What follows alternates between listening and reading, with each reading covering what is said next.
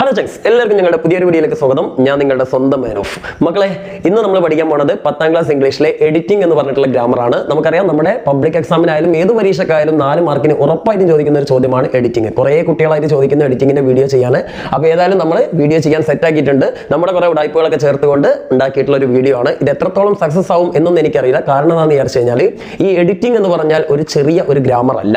Okay, നമ്മൾ ഇതുവരെ പഠിച്ച എല്ലാ ഗ്രാമറുകളും കൂടി ഉൾപ്പെടുത്തിക്കൊണ്ടുള്ള എല്ലാ ടെൻസുകളും, അതേപോലെ പ്രിപ്പോസിഷൻസും റിലേറ്റീവ് ക്ലോസും, ഇങ്ങനെ ഒരുപാട് active voice, passive voice, reported speech, ഇതെല്ലാം കൂടി ചേർത്തുകൊണ്ട് മിക്സ് ആയിട്ട് ഉണ്ടാക്കിയിട്ടുള്ള ഒരു സംഭവമാണ് ഈ എഡിറ്റിംഗ്. അപ്പോൾ ചുരുക്കി പറഞ്ഞു കഴിഞ്ഞാൽ, എല്ലാ ഗ്രാമറും നല്ല പക്ക ക്ലിയർ ആക്കി പഠിച്ചൊരു കുട്ടിക്കാണ് എഡിറ്റിംഗ് വളരെ ഈസി ആവുക.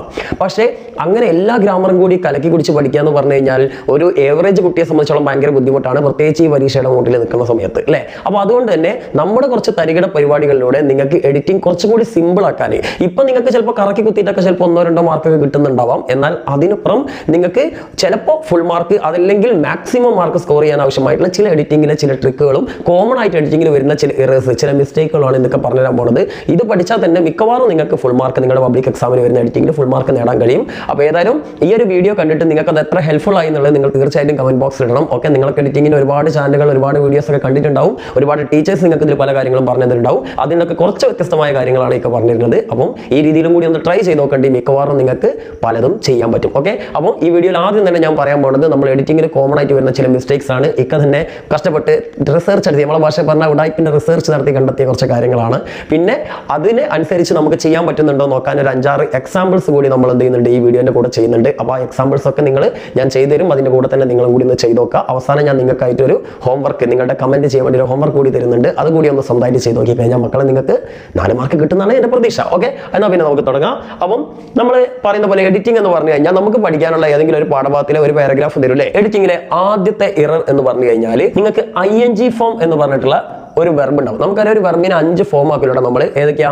V1, S ഫോം, V2, പിന്നെ ING, പിന്നെ അതേപോലെ തന്നെ V3. ഇങ്ങനെ 5 ഫോമിലേക്ക് നമുക്കൊരു വെർബിനെ എഴുതാൻ പറ്റും. ഉദാഹരണത്തിന് പ്ലേ എന്ന് പറഞ്ഞ വെർബിന്റെ ബേസ് ഫോം V1 ഫോം ആണ് പ്ലേ, അല്ലേ? ഒരു വെർബിന്റെ ഫസ്റ്റത്തെ ഫോമിനെയാണ് നമ്മൾ V1 വെർബ് 1 എന്ന് പറയാം. അപ്പോൾ അതിന്റെ കൂടെ ഒരു S ഇട്ട് കൊടുത്തു കഴിഞ്ഞാൽ S ഫോം ആയി പ്ലേസ്, അല്ലേ? പിന്നെ അതിന്റെ കൂടെ ING ഇട്ട് കൊടുത്താൽ ING ഫോം ആയി പ്ലേയിങ്, അല്ലേ? പിന്നെ അതിന്റെ കൂടെ അതിനെ നമ്മൾ എന്ത് ചെയ്യുക, പാസ്റ്റ് ഫോമിലേക്ക് മാറ്റി കഴിഞ്ഞാൽ അതാണ് V2 ഫോം പ്ലേഡ്. പിന്നെ അതിന്റെ അടുത്ത ഫോമാണ് V3 എന്ന് പറയുന്നത്, അല്ലേ? അതും പ്ലേഡ് തന്നെയാണ്. അതായത് നമ്മൾ നേരത്തെ പറഞ്ഞിരുന്നു, ഈ റിപ്പോർട്ട് സ്പീച്ച് ഒക്കെ എടുക്കുന്ന സമയത്ത് ഞാൻ പറഞ്ഞിരുന്നു നിങ്ങളോട്, ഈ ED അവസാനിക്കുന്ന എല്ലാ വെർബിന്റെയും B to ED ആണെങ്കിൽ അതിന്റെ V3 ED ആയിരിക്കും. ഉദാഹരണത്തിന് പ്ലേഡ്, കുക്ക്ഡ്, വർക്ക്ഡ്, ജംപ്ഡ്, അല്ലെ? ഇങ്ങനെ ED അവസാനിക്കുന്ന അതിന് റെഗുലർ വെർബാണ് വരിക എന്നാണ് പറയാന്നൊക്കെ ഞാൻ പറഞ്ഞു തന്നിട്ടുണ്ട്. എന്തായാലും മക്കളെ, വെർബിന്റെ ഒരു ഫോം ആണല്ലോ ING ഫോം. അപ്പൊ നിങ്ങളുടെ ക്വസ്റ്റ്യൻ പേപ്പറിലെ പാസേജിൽ നിങ്ങൾ ശ്രദ്ധിക്കേണ്ട കാര്യം എന്താണെന്ന് വിചാരിച്ചാൽ, ഞാനിപ്പോൾ ഇവിടെ വന്നിട്ടുള്ള ചില സൂചനകളുണ്ട്. ഈ സൂചനകളൊക്കെ നിങ്ങളുടെ സെന്റൻസിൽ ഏതെങ്കിലും ഒരു സൂചന തന്നിട്ടുണ്ടെങ്കിൽ നിങ്ങൾ മനസ്സിലാക്കേണ്ടത് അതിലുള്ള വെർബ് ING ഫോം ആകാനുള്ള സാധ്യത കൂടുതലാണ്. അതെന്തൊക്കെയാ സൂചന എന്നറിയോ? അതൊരു സാധാരണ സബ്ജക്റ്റ് വെർബ് എന്നുള്ള പാറ്റേണിലുള്ള ഒരു സാധാരണ സെന്റൻസ് ആണെങ്കിൽ നിങ്ങൾ ശ്രദ്ധിക്കേണ്ടത് ഈസ്, ആം, ആർ, അതേപോലെ വാസ്, വേർ. ഞാൻ അവിടെ എഴുതാൻ വിട്ടുപോയിട്ടുണ്ട്. Is, am, are, was, were കേട്ടോ. വാസ്, വേർ, ഈ 5 ഹെൽപ്പിംഗ് വെർബിൽ ഏതെങ്കിലും ഒന്നൊരു സെന്റൻസിൽ ഉണ്ടെങ്കിൽ അതൊരു സാധാരണ സെന്റൻസ് ആണെങ്കിൽ അതിലെ വെർബ് ING ഫോം ആയിരിക്കണം. ഉദാഹരണത്തിന് പറയുകയാണെങ്കിൽ I am going to school എന്നല്ലേ പറയാ, അല്ലാതെ I am went to school എന്ന് പറയുമോ? പറയില്ല. കാരണം ആം വന്നാൽ ING ഫോം ആണ് വരേണ്ടത്. ഇനി she was reading a book എന്നാണ് പറയേണ്ടത്, അല്ലാതെ she was reads a book എന്നോ she was read a book എന്നൊന്നും നമ്മൾ പറയൂല, അല്ലെ? ഇനി അതേപോലെ തന്നെ ദേ വർ പ്ലേയിങ് ഫുട്ബോൾ എന്നാണ് പറയാ, അല്ലാതെ ദേ വർ പ്ലേഡ് ഫുട്ബോൾ എന്ന് നമ്മൾ പറയാറില്ല, അല്ലെ? ഇനി വാട്ട് ആർ യു ഡൂയിങ് എന്നാണ് ചോദിക്കുക, അല്ലാതെ വാട്ട് ആർ യു ഡു അല്ലെങ്കിൽ വാട്ട് ആർ യു ഡിഡ് എന്ന് നമ്മൾ ചോദിക്കില്ല, അല്ലെ? അപ്പൊ is, am, are, was, were എന്നീ ഹെൽപ്പിംഗ് വെർബുകൾ വന്നാൽ അതിലെ മെയിൻ വെർബ് എപ്പോഴും ING ഫോമിലായിരിക്കും. ഇതാണ് നിങ്ങൾ പഠിക്കേണ്ട ആദ്യത്തെ കണ്ടീഷൻ. ക്ലിയർ ആയ മക്കളെ? ഓക്കെ, ഇനി അടുത്ത കണ്ടീഷൻ എന്ന് പറഞ്ഞാൽ നിങ്ങൾക്ക് വന്നിട്ടുള്ള സെന്റൻസിൽ വൈൽ എന്നോ അല്ലെങ്കിൽ ഫോർ എന്നോ ഉള്ള വാക്കുകൾ ഉണ്ടോ നോക്കാം. അപ്പൊ ആ വാക്കുകൾ കഴിഞ്ഞാൽ അടുത്തതൊരു വെർബാണ് വരുന്നതെങ്കിൽ അത് ING ഫോമിലായിരിക്കും. ഉദാഹരണത്തിന് പറയുകയാണെങ്കിൽ while reading a book, okay, while raining അല്ലെങ്കിൽ വൈൽ സ്ലീപ്പിംഗ്. അങ്ങനെ വൈൽ എന്ന വാക്കിന് ശേഷം ഒരു വെർബ് വരികയാണെങ്കിൽ അത് ING ഫോമിലേ വരുള്ളൂ. അതൊന്ന് ഓർത്ത് വെക്കുക. അതേപോലെ തന്നെയാണ് for, I am going for preparing an exam, അല്ലെ? അതായത് for preparing, for writing, for playing. അപ്പോൾ വൈല്, ഫോർ ഈ 2 വാക്കുകൾക്കും ശേഷം ഒരു വെർബ് വരികയാണെങ്കിൽ അതും ING ഫോമാണ് വരാനുള്ള സാധ്യത കൂടുതൽ. അപ്പൊ അതൊന്ന് ഓർത്ത് വെക്കുക. ഈ മൂന്നാമത്തെ ഒരു സാധനം ഇവിടെ കണ്ടോ, ജറണ്ട്.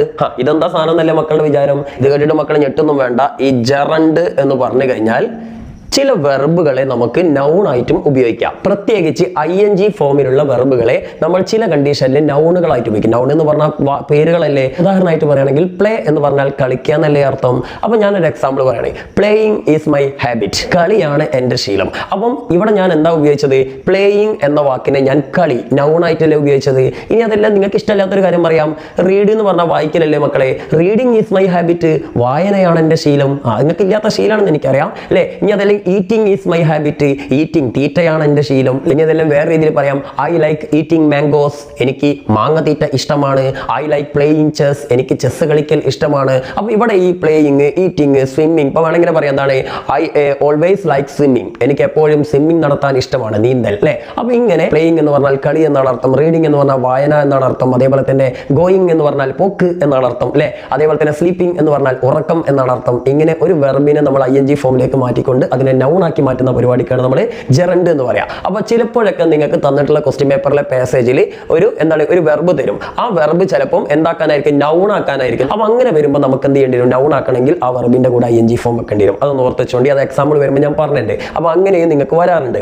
ഇനി അടുത്തത് ബീൻ എന്ന വാക്ക്. ഒരു നോർമൽ സെന്റൻസ് ആണെങ്കിൽ ബീൻ എന്ന വാക്ക് വന്നിട്ടുണ്ടെങ്കിൽ പിന്നെ അതിന്റെ കൂടെ ING ഫോം ആണ് വരിക. അപ്പൊ ദാറ്റിന് I have been writing, okay, she has been reading, okay. അപ്പൊ ബീൻ വന്നിട്ടുണ്ടെങ്കിൽ സാധാരണ നിലക്ക് ING ഫോം ആണ് വരിക. അപ്പം ഇത്രയും ഭാഗം ക്ലിയർ അല്ലേ മക്കളെ? ഓക്കെ. ഇനി ഇതിന്റെയൊക്കെ എക്സാമ്പിൾ നമുക്ക് വർക്ക് ചെയ്യുമ്പോൾ നിങ്ങൾക്ക് പെട്ടെന്ന് മനസ്സിലാവും. ഇത് ഞാൻ ജസ്റ്റ് ഒന്ന് ഓടിച്ചൊന്ന് പറയുകയാണ്. ഇതിന് കഴിഞ്ഞ് നമുക്ക് വർക്കിലേക്ക് അപ്ലൈ ചെയ്യുമ്പോൾ പെട്ടെന്ന് ഒന്നുകൂടി വേഗം മനസ്സിലാവും. ഇനി അടുത്ത സെറ്റിലേക്ക് വരികയാണെങ്കിൽ V3 ഫോം ആണ്. വെർബിന്റെ അടുത്ത ഫോം ആണല്ലോ V3 ഫോം അല്ലെ. ഈ V3 ഫോമിന്റെ മുന്നിൽ സാധാരണയായിട്ട് വരുന്ന ഹെൽപ്പിംഗ് വെർബുകളാണ് ഹാവ്, ഹാസ്, ഹാഡ്. ഈ മൂന്ന് ഹെൽപ്പിംഗ് വെർബുകൾ ഒരു വെർബിന്റെ മുന്നിൽ വരികയാണെങ്കിൽ V3 ഫോമേ വരുള്ളൂ. ഉദാഹരണത്തിന് I have written a letter, she has gone Mumbai അല്ലെ. അപ്പൊ ഗോൺ എന്ന് പറഞ്ഞാൽ ഗോന്റെ V3 ഫോം ആണ്, റൈറ്റിന്റെ V3 ഫോം ആണ് റിട്ടൺ. ഇനി അതേപോലെ തന്നെ ദേ ഹാവ് പ്ലേഡ് അല്ലെ, ദേ ഹാവ് പ്ലേഡ്, പ്ലേഡ് എന്നുള്ള V3 ഫോം ആണ്. എങ്ങനെ V3 ഫോം ആണെന്ന് മനസ്സിലായത്? ഹാവ് എന്നുള്ള ഹെൽപ്പിംഗ് വെർബ് വന്നിട്ടുണ്ട്. അപ്പൊ ഹാസും ഹാവും വന്ന് ഹാഡും വന്നിട്ടുണ്ടെങ്കിൽ അതിന് ശേഷം വരുന്ന വെർബ് V3 ആണെന്ന് അങ്ങോട്ട് ഉറപ്പിച്ചോണ്ടി. ഓക്കെ. ഇനി അടുത്തത് പാസീവ് വോയിസ് ആണ്. ഇതൊന്ന് ശ്രദ്ധിച്ചോ, കുറച്ച് സമയം ഒന്ന് പറയാനുണ്ട്, ഒന്ന് ശ്രദ്ധിച്ചോളി, നിങ്ങൾക്ക് പഠിക്കാനുള്ളതാണ്. അപ്പം ഇതാണ് സംഭവം എന്ന് വിചാരിച്ചാൽ രണ്ട് തരത്തിലുള്ള സെന്റൻസുകൾ നമുക്ക് ഉണ്ടാക്കാം, ആക്റ്റീവ്, പാസീവ്. ഓക്കെ. ഇത് നമ്മുടെ വ്യത്യാസം എന്താ പറയുക മക്കളെ? ഈ ആക്റ്റീവ് എന്ന് പറഞ്ഞാൽ നമ്മൾ സാധാരണ പറയുന്ന സെന്റൻസ് തന്നെ, അതായത് സബ്ജക്റ്റ് എന്ന് പറഞ്ഞാൽ ഒരു സെന്റൻസിലെ ആക്ഷൻ ചെയ്യുന്ന ജന്തു അല്ലെ. ജന്തു എന്ന് ഉദ്ദേശിച്ചത് ഒരു സെന്റൻസിൽ വെർബ് അല്ലെങ്കിൽ ആക്ഷൻ ചെയ്യുന്നത് എന്തോ, അത് മനുഷ്യനായിക്കോട്ടെ, ജീവി ആയിക്കോട്ടെ, എന്ത് കുന്നായിക്കോട്ടെ, അതിനെയാണ് നമ്മൾ സബ്ജക്റ്റ് എന്ന് പറയാം. മലയാളത്തിൽ കർത്താവ് എന്ന് പറയും അല്ലേ. അതൊന്നും നിങ്ങൾ നോക്കണ്ട, ഞാൻ ജസ്റ്റ് ഒരു എക്സാമ്പിൾ പറഞ്ഞുതരാം മക്കളെ. ഇവിടെ ശ്രദ്ധിക്കുക, കാറ്റ് ഡ്രിങ്ക്സ് മിൽക്ക് അല്ലെ, പൂച്ചപ്പാൽ കുടിക്കുന്നു അല്ലെ. കാറ്റ് ഡ്രിങ്ക്സ് മിൽക്ക്. ഇനി ഞാൻ വേറെ സെന്റൻസ് കൂടെ ഇതാണ്, എന്താ പറയാ, കാറ്റ് കിൽഡ് ദ റാറ്റ്. ഓക്കെ. വേറെ സെന്റൻസ് കൂടി ഇതാണ്, ടീച്ചർ കോൾഡ് മീ. ഓക്കെ. ഞാനിവിടെ മൂന്ന് സെന്റൻസ് എഴുതി. ഏതൊക്കെയാണ്? കാറ്റ് ഡ്രിങ്ക്സ് മിൽക്ക്, പിന്നെ cat killed the rat, teacher called me. മൂന്ന് സെന്റൻസ് എഴുതി. ഈ സെന്റൻസിനൊക്കെ പ്രത്യേകത എന്താ മക്കളെ? ഈ സെന്റൻസിലൊക്കെ നിങ്ങൾ നോക്കിക്കഴിഞ്ഞാൽ നിങ്ങൾക്ക് കാണാം ഇതിൽ വെർബ് ഡ്രിങ്ക്സ്, കുടിക്കുക അല്ലെങ്കിൽ കുടിക്കുന്നു എന്നുള്ളതാണ് ഇതിലെ വെർബ്. ഇതിൽ നടക്കുന്ന ആക്ഷൻ ഏതാ? കിൽഡ്, കൊന്നു, കഴിഞ്ഞു പോയ ഒരു ആക്ഷൻ, പാസ്റ്റ്, അതാണ് V2 എന്ന് പറയുന്നത് അല്ലെ. ഇത് S ഫോമിലാണ്. ഇവിടെ S ഫോം വരാനുള്ള കാരണം ഇവിടെ സബ്ജക്ട് സിംഗുലർ ആയതാണ്. നമുക്ക് അതിലേക്ക് വരാം. ഇനി അടുത്ത് കോൾഡ് എന്ന് പറഞ്ഞു കഴിഞ്ഞാൽ ഒരു V2 ഫോം, പാസ്റ്റ് ആണ്. എന്താ? വിളിച്ചു, അതാണ് ഇവിടുത്തെ വെർബ്. അപ്പം മൂന്നെണ്ണത്തിലെയും വെർബുകൾ ആക്ഷൻസ് നമുക്ക് കിട്ടിയല്ലോ. ഇനി ഈ ആക്ഷൻ ഒക്കെ ചെയ്ത ആൾക്കാരായിരിക്കാം. ഇവിടെ ഈ ഡ്രിങ്ക്സ്, കുടിക്കുന്നു എന്നുള്ള ആക്ഷൻ ചെയ്യുന്നത് ആരാ? ഒരു കാറ്റാണ്. അപ്പൊ ഈ ചെങ്ങായിയാണ് ഇവിടുത്തെ സബ്ജക്റ്റ് അല്ലെ. ഇനി അതേപോലെ തന്നെ ഇവിടെ കിൽഡ് എന്ന് പറഞ്ഞ ആക്ഷൻ ചെയ്ത് കഴിഞ്ഞ ആക്ഷൻ ആണ് അല്ലെ, കൊന്നു. അപ്പൊ കൊന്നത് ആരാണ്? ഒരു കാറ്റനാണ്. അപ്പൊ ഈ കാറ്റാണ് ഇവിടുത്തെ സബ്ജക്റ്റ്. ഇനി അടുത്തത് ടീച്ചർ കോൾഡ് മീ. അവിടെ കോൾഡ്, വിളിച്ചു എന്ന് പറഞ്ഞ ആക്ഷൻ ആരാ ചെയ്ത്? ഏതോ ഒരു ടീച്ചറാണ്. അപ്പൊ ആ ടീച്ചറാണ് ഇവിടുത്തെ സബ്ജക്റ്റ്. അപ്പൊ സബ്ജക്റ്റ് കണ്ടുപിടിക്കാൻ നമുക്ക് മനസ്സിലായില്ലേ? അതായത് ഒരു വെർബ് അല്ലെങ്കിൽ ഒരു ആക്ഷൻ ചെയ്യുന്ന മുതലിനെയാണ് നമ്മൾ സബ്ജക്റ്റ് എന്ന് പറയാം. ഇനി അങ്ങനെയാണെങ്കിൽ ഈ ലാസ്റ്റ് പറഞ്ഞ സാധനങ്ങൾ എന്താ? ഇതിന് നമ്മൾ പറയുന്ന പേരാണ് ഒബ്ജക്റ്റ്. എന്താ പറയാ? ഒബ്ജക്റ്റ് എന്നാണ് പറയാം. ഓക്കെ. അപ്പൊ ഈ ഒബ്ജക്റ്റ് എങ്ങനെ കണ്ടുപിടിക്കാന്നല്ലേ? എന്താ സംഭവം എന്ന് വിചാരിച്ചാൽ നമ്മുടെ സബ്ജക്റ്റ് ചെയ്യുന്ന വെർബ് ഉണ്ടല്ലോ, ആക്ഷൻ, ആ ആക്ഷൻ ആരുടെ മേലാണോ അപ്ലൈ ചെയ്യപ്പെടുന്നത് അല്ലെങ്കിൽ എക്സ്പീരിയൻസ് ചെയ്യപ്പെടുന്നത്, അല്ലെങ്കിൽ ആരാണ് ഈ സബ്ജക്റ്റിന്റെ ആക്ഷൻ ആരാണോ അനുഭവിക്കുന്നത്, അയാളാണ് ഒബ്ജക്റ്റ്. ഉദാഹരണത്തിന് കാറ്റ് കുടിക്കുന്നുണ്ട്, ആ കുടി ആരുടെ നെഞ്ചത്തേക്കാ? പാലിന്റെ നെഞ്ചത്തേക്കാണ്. പാലിനല്ലേ ഈ കുടിക്കുന്നത് അല്ലേ. ഇനി അടുത്തെന്താ? കാറ്റ് കൊന്നു, ആരെയാ കൊന്നത്? ഈ കൊല്ലുക എന്നുള്ള പ്രവൃത്തി അനുഭവിച്ചത് ആരാ? പാവം നമ്മുടെ റാറ്റാണ് അല്ലെ. അപ്പൊ റാറ്റാണ് അവിടെ ഒബ്ജക്റ്റ്. ഇനി ടീച്ചർ കോൾഡ് ടീച്ചർ വിളിച്ചു അല്ലേ. അപ്പോൾ ആ വിളി ആരുടെ മേലാക്കി ചെന്ന് കൊണ്ടത്? ഒരു മീ, എൻ്റെ നെഞ്ചത്താ കൊണ്ടത് അല്ലേ, എന്നെയാണ് വിളിച്ചത്. അപ്പോൾ ആ ടീച്ചർ ചെയ്ത ആക്ഷൻ അനുഭവിച്ചത് ഒരു മീ ആണ്, എന്നെ അല്ലേ. അപ്പോൾ ചുരുക്കി പറഞ്ഞു കഴിഞ്ഞാൽ സബ്ജക്റ്റ് ചെയ്യുന്ന ആക്ഷൻ ആരുടെ മേലാണോ എക്സ്പീരിയൻസ് ചെയ്യുന്നത്, ആരാണോ അനുഭവിക്കുന്നത്, അയാളാണ് ഒബ്ജക്റ്റ്. പക്ഷേ ഇത് ഇങ്ങനെ പറഞ്ഞാൽ ഇത് കണ്ടുപിടിക്കാൻ കുറച്ച് ബുദ്ധിമുട്ടാണ്. പക്ഷെ നിങ്ങൾ പേടിക്കേണ്ട, നമുക്ക് ചായ മാറ്റാം. ഓക്കെ, വളരെ സിമ്പിൾ ആയിട്ട് എങ്ങനെ നമുക്ക് ഒബ്ജക്റ്റ് കണ്ടുപിടിക്കാമെന്ന് ഞാൻ പറഞ്ഞുതരാം. അതായത് നിങ്ങൾ ഈ സബ്ജക്റ്റ് ചെയ്ത ആക്ഷൻസിലെ വെർബ്, ആ വെർബിനോട് നിങ്ങൾ 2 ചോദ്യങ്ങൾ ചോദിച്ചാൽ മതി. ഏതൊക്കെയാ 2 ചോദ്യങ്ങൾ എന്നറിയാം. ഒന്നാമത്തെ ചോദ്യം ഇതാണ്, വാട്ട്. വാട്ട് എന്നുള്ളതിന് അർത്ഥം എന്താ മക്കളെ? എന്ത് എന്നല്ലേ. ഓക്കെ, വാട്ട് എന്ന് ചോദിക്കുക. ഇതിനോട് ഈ സബ്ജക്റ്റ് ചെയ്യുന്ന വെർബിനോട് വാട്ട് എന്ന് ചോദിക്കുക. അതല്ലെങ്കിൽ ഹൂ എന്ന്, ഹൂ അല്ല ഹൂം എന്ന് ചോദിക്കാം. ഹൂം എന്ന് പറഞ്ഞാൽ എന്താ? ആരെ എന്നാണ് അർത്ഥം. അപ്പം ഒന്നുകിൽ എന്ത് അല്ലെങ്കിൽ ആരെ, ഇങ്ങനെ ചോദിച്ചു കഴിഞ്ഞാൽ നമുക്ക് ഉത്തരം കിട്ടുന്നുണ്ടെങ്കിൽ ആ സെന്റൻസിൽ ഒബ്ജക്റ്റ് ഉണ്ട്. എന്നാൽ എല്ലാ സെന്റൻസിലും ഒബ്ജക്റ്റ് ഉണ്ടാവണമെന്നില്ല. അപ്പൊ നമുക്ക് ഈ വെർബിനോട് ഇങ്ങനെയുള്ള 2 ചോദ്യങ്ങൾ ചോദിച്ചിട്ട് ഉത്തരം കിട്ടിയില്ലെങ്കിൽ ആ സെന്റൻസിൽ ഒബ്ജക്റ്റ് ഇല്ല എന്ന് വിചാരിച്ചാൽ മതി, പ്രശ്നം കഴിഞ്ഞ്. എല്ലാ സെന്റൻസിലും ഒബ്ജക്റ്റ് ഉണ്ടാവണമെന്നില്ല. എന്തായാലും ഈ 3 സെന്റൻസിൽ ഒബ്ജക്റ്റ് ഉണ്ട് നമ്മൾ മനസ്സിലാക്കി. അതുണ്ടെന്ന് തന്നെ ഉറപ്പിക്കാൻ നമുക്ക് പറഞ്ഞുതരാം. ശ്രദ്ധിക്കും, കാറ്റ് ഡ്രിങ്ക്സ് മിൽക്ക് എന്നല്ലേ പറഞ്ഞത്. അപ്പൊ നമുക്ക് ഇതാണല്ലോ വെർബ്, ഡ്രിങ്ക്സ്, കുടിക്കുന്നു. നിങ്ങൾക്ക് മലയാളത്തിലോ ഇംഗ്ലീഷിലോ ചോദിക്കാം കേട്ടോ. അപ്പോൾ കാറ്റ് ഡ്രിങ്ക്സ് വാട്ട്, എന്താ അതിനർത്ഥം? പൂച്ച കുടിക്കുന്നു എന്ത്? ഉത്തരണ്ടോ? പൂച്ച കുടിക്കുന്നു എന്ത്? പൂച്ച എന്താ കുടിക്കുന്നത്? ഉത്തരണ്ട്, ദ മിൽക്ക്. അപ്പോൾ അവിടെ മിൽക്കാണ് നമ്മുടെ ഒബ്ജക്റ്റ്. മനസ്സിലായില്ലേ? ഇനി നമുക്ക് അടുത്ത ചോദ്യം ചോദിച്ചേക്കാം, കാറ്റ് ഡ്രിങ്ക്സ് ഹൂം, പൂച്ച ആരെ കുടിക്കുന്നു? ആരെ കുടിക്കുന്നോ? അപ്പോൾ അവിടെ പൂച്ച വല്ല മനുഷ്യരുടെ കുടിക്കുന്നുണ്ടോ? ഇല്ല. ആരെ എന്നുള്ള ശരിക്കും ഒരു മനുഷ്യനോ അല്ലെ അങ്ങനെയുള്ള സാധനത്തിനല്ലേ ഉപയോഗിക്കുക അല്ലേ. അപ്പോൾ അതിന് ഉത്തരമില്ല. പക്ഷേ ഇതിന് ഉത്തരം ഏതെങ്കിലും ഒരു ഉത്തരം കിട്ടിയാൽ മതി. അപ്പം പൂച്ച എന്ത് കുടിക്കുന്നു എന്നുള്ളതിന് ഉത്തരം കിട്ടി, മിൽക്കാണ്. അപ്പോൾ മിൽക്കാണ് അതിൽ ഒബ്ജക്റ്റ്. ഇനി രണ്ടാമതൊക്കെ, കാറ്റ് കിൽഡ് ദ റാറ്റ്. കാറ്റ് കിൽഡ് വാട്ട്? കാറ്റ് എന്ത് കൊന്നു? കാറ്റ് എന്ത് കൊന്നു എന്നുള്ളതിന് എന്തില്ല? ഉത്തരമില്ല. പക്ഷേ കാറ്റ് കിൽഡ് ഹൂം, കാറ്റ് ആരെ കൊന്നു? അതിന് ഉത്തരമില്ലേ? ആരെയാ കൊന്നത്? The rat. അപ്പൊ റാറ്റ് ആണ് ഒബ്ജക്റ്റ്. അപ്പോൾ അവിടെ ഹൂം എന്നുള്ള ചോദ്യത്തിന് ഉത്തരം കിട്ടി. ഇനി അടുത്തെന്താ? Teacher called what. ടീച്ചർ എന്ത് വിളിച്ചു? ടീച്ചർ തെറി വിളിച്ചു എന്നുണ്ടോ? ഇല്ല. Then teacher called whom, teacher ആരെ വിളിച്ചു? അതിന് ഉത്തരം ഉണ്ട് അല്ലേ. ആരെയാ വിളിച്ചത്? മീ, നമ്മളെയാണ് വിളിച്ചത്, എന്നെയാണ് വിളിച്ചത്. അപ്പോൾ അവിടെ മീ ആണ് അതിലെന്ത്? ഒബ്ജക്റ്റ്. സംഭവം മനസ്സിലായില്ലേ മക്കളെ? മക്കൾ ഒബ്ജക്റ്റിനെ കണ്ടുപിടിക്കാൻ പഠിച്ച സ്ഥിതിക്ക് ഇനി നമുക്ക് എന്താണ് പാസീവ് വോയിസ് എന്ന് പഠിക്കാം. ഓക്കെ, പാസീവ് വോയിസ് സംഭവം സിമ്പിൾ ആണ്.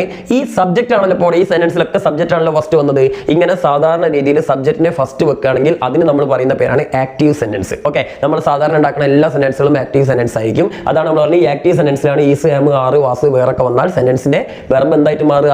ING ഫോമിലേക്ക് മാറാം.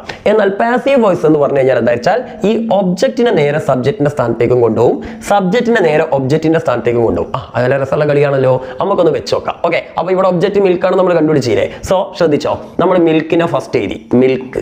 ഓക്കെ, ഇനി എന്താ ചെയ്യേണ്ട അറിയോ? സബ്ജക്റ്റ് കഴിഞ്ഞപ്പം ഇപ്പൊ എന്തായി? ഒബ്ജക്റ്റിനെ നമ്മൾ സബ്ജക്റ്റ് ആക്കി മാറ്റി അല്ലെ. അപ്പൊ മിൽക്ക് ഫസ്റ്റ് വെച്ചു. പക്ഷെ അർത്ഥം മാറരുത് കേട്ടോ. അർത്ഥം അവസാനം പാല് പൂച്ചനെ കുടിക്കുന്നു എന്നാക്കരുത്. എന്താ?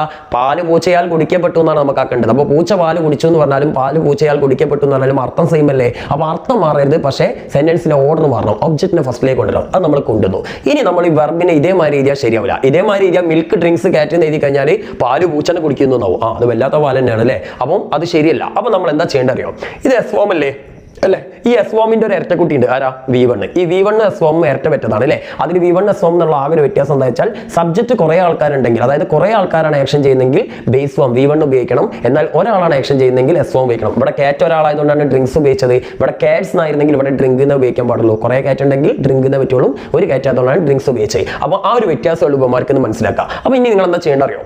നമ്മുടെ വെർബ് ഏത് സെന്റൻസ് ആയിക്കോട്ടെ, ആ സെന്റൻസിലെ വെർബ് V1 എസ് ഫോമോ ആണെങ്കിൽ നിങ്ങൾ ചെയ്യേണ്ടത് പാസീവ് വോയിസിലേക്ക് മാറ്റുമ്പോൾ ഈസ് എന്നോ അല്ലെങ്കിൽ എം എന്നോ അല്ലെങ്കിൽ ആർ എന്നോ ഉള്ള ഹെൽപ്പിംഗ് വെർബ് വെക്കുക. പക്ഷെ എന്താ ശ്രദ്ധിക്കേണ്ടത് വെച്ചാൽ നമ്മുടെ സബ്ജക്റ്റ് സിംഗുലർ ആണെങ്കിൽ ഈസ് വെക്കണം, നമ്മുടെ സബ്ജക്റ്റ് ഐ ആണെങ്കിൽ എം വെക്കണം, നമ്മുടെ സബ്ജക്റ്റ് പ്ലൂറൽ കുറെ ആൾക്കാരുണ്ടെങ്കിൽ ആറ് വെക്കണം. ഇവിടെ മിൽക്ക് എത്ര ആളുണ്ട് മക്കളെ? ഒരൊറ്റ ആളിലുള്ളൂ. അതുകൊണ്ട് നിങ്ങൾ എന്താ വെക്കേണ്ടത്? ഈസ് ആണ് വെക്കേണ്ടത്. അപ്പൊ മിൽക്ക് ഈസ് എന്ന് വെച്ച്. ഇനി എന്താ ശ്രദ്ധിക്കേണ്ടത്? ഇവിടെ ഡ്രിങ്ക് അല്ലേ വെർബ്, ഡ്രിങ്ക്സ് എസ് ഫോം ആണെന്നെങ്കിലും അതിന്റെ ബേസ് ഫോം ഡ്രിങ്ക് എന്നല്ലേ. അപ്പൊ ആ ഡ്രിങ്കിനെ നമ്മൾ V3യിലേക്ക് മാറ്റണം. അതാണ് ഇവിടെ ഇത് ഇൻ പാസീവ് വോയിസ്. പാസീവ് വോയിസിൽ മെയിൻ വെർബ് എപ്പോഴും V3 ഫോമിലായിരിക്കും. ഇതാണ് നിങ്ങൾക്ക് എഡിറ്റിംഗിൽ വരുന്ന ഒരു സാധനം. ഒരു മാർക്കാണ്, അത് മിസ്സാവരുത് വിചാരിച്ചിട്ടാണ് ഇത് ഡീറ്റെയിൽഡ് ആയിട്ട് ഞാൻ എടുത്ത് തരുന്നത് കേട്ടോ. ഓക്കെ, അപ്പം എന്തായാലും മിൽക്ക് ഈസ്. ഇനി ഡ്രിങ്കിന്റെ V3 ഫോം, ഡ്രിങ്കിന്റെ V3 ഫോം എന്താ? ഡ്രങ്ക്. Okay, DRUNK. നിങ്ങൾ ഈ V3 ഫോം കുറെ പഠിക്കണം കേട്ടോ. അപ്പം മിൽക്ക് ഈസ് ഡ്രങ്ക് എഴുതിയില്ലേ. ഇനി നമുക്ക് ഈ കാണാറനല്ലേ എഴുതണ്ടേ, ഇവനല്ലേ സബ്ജക്ട്. മിൽക്ക് ഈസ് ഡ്രങ്ക് കാറ്റ് എഴുതാൻ പറ്റുമോ? പറ്റൂല. ഇനി നമ്മൾ ഈ സബ്ജക്റ്റിനെ ഏജന്റ് ആക്കി മാറ്റാന്ന് പറയും. ഓക്കെ, സബ്ജക്റ്റിന് അവസാനത്തേക്ക് കൊണ്ടുപോകുമ്പോൾ സബ്ജക്ട് ഏജന്റ് ആയിട്ട് മാറും. ആ ആക്ഷൻ ചെയ്ത ഏജന്റ്. അപ്പൊ ആ ഏജന്റിന്റെ മുന്നിൽ നിങ്ങൾ വെക്കേണ്ട പ്രിപ്പോസിഷൻ ആണ് ബൈ. അപ്പം മിൽക്ക് ഈസ് ഡ്രങ്ക് ബൈ കാറ്റ്. ഇതാണ് നമ്മുടെ ഉത്തരം. ഓക്കെ, എന്നിട്ട് ഫുൾ സ്റ്റോപ്പ് ഇടാം. ഇപ്പൊ എന്തായി? പൂച്ചയാൽ. ഈ ബൈന്റെ അർത്ഥം ആൽ എന്നാണ്. ഇവിടെ ബനിയൻ ട്രീന്റെ ആൽമരം എന്നല്ല, ആൽ. അപ്പൊ പൂച്ചയാൽ പാല് കുടിക്കപ്പെട്ടു. ഇതാണ് ഇതിന്റെ ഉത്തരം. മനസ്സിലായില്ലേ? ഇനി അടുത്ത് നോക്കാം. എന്താ ഇവിടെ കാറ്റ് കിൽഡ് ദ റാറ്റ്. നമുക്ക് ഒബ്ജക്റ്റ് കിട്ടി. ഏതാണ്? ദ റാറ്റ് അല്ലേ? അപ്പൊ നമ്മൾ എഴുതി എന്താ? The rat. Okay, the rat എന്ന് എഴുതി. ഇനി നമുക്ക് ഇവിടെ കിൽഡ് അല്ലേ? ഇത് V2 ഫോം ആണ്. V1 S ഫോമോ ആയപ്പോൾ നമ്മൾ പറഞ്ഞു ഈസോ എമോ ആറോ ഉപയോഗിക്കണത്.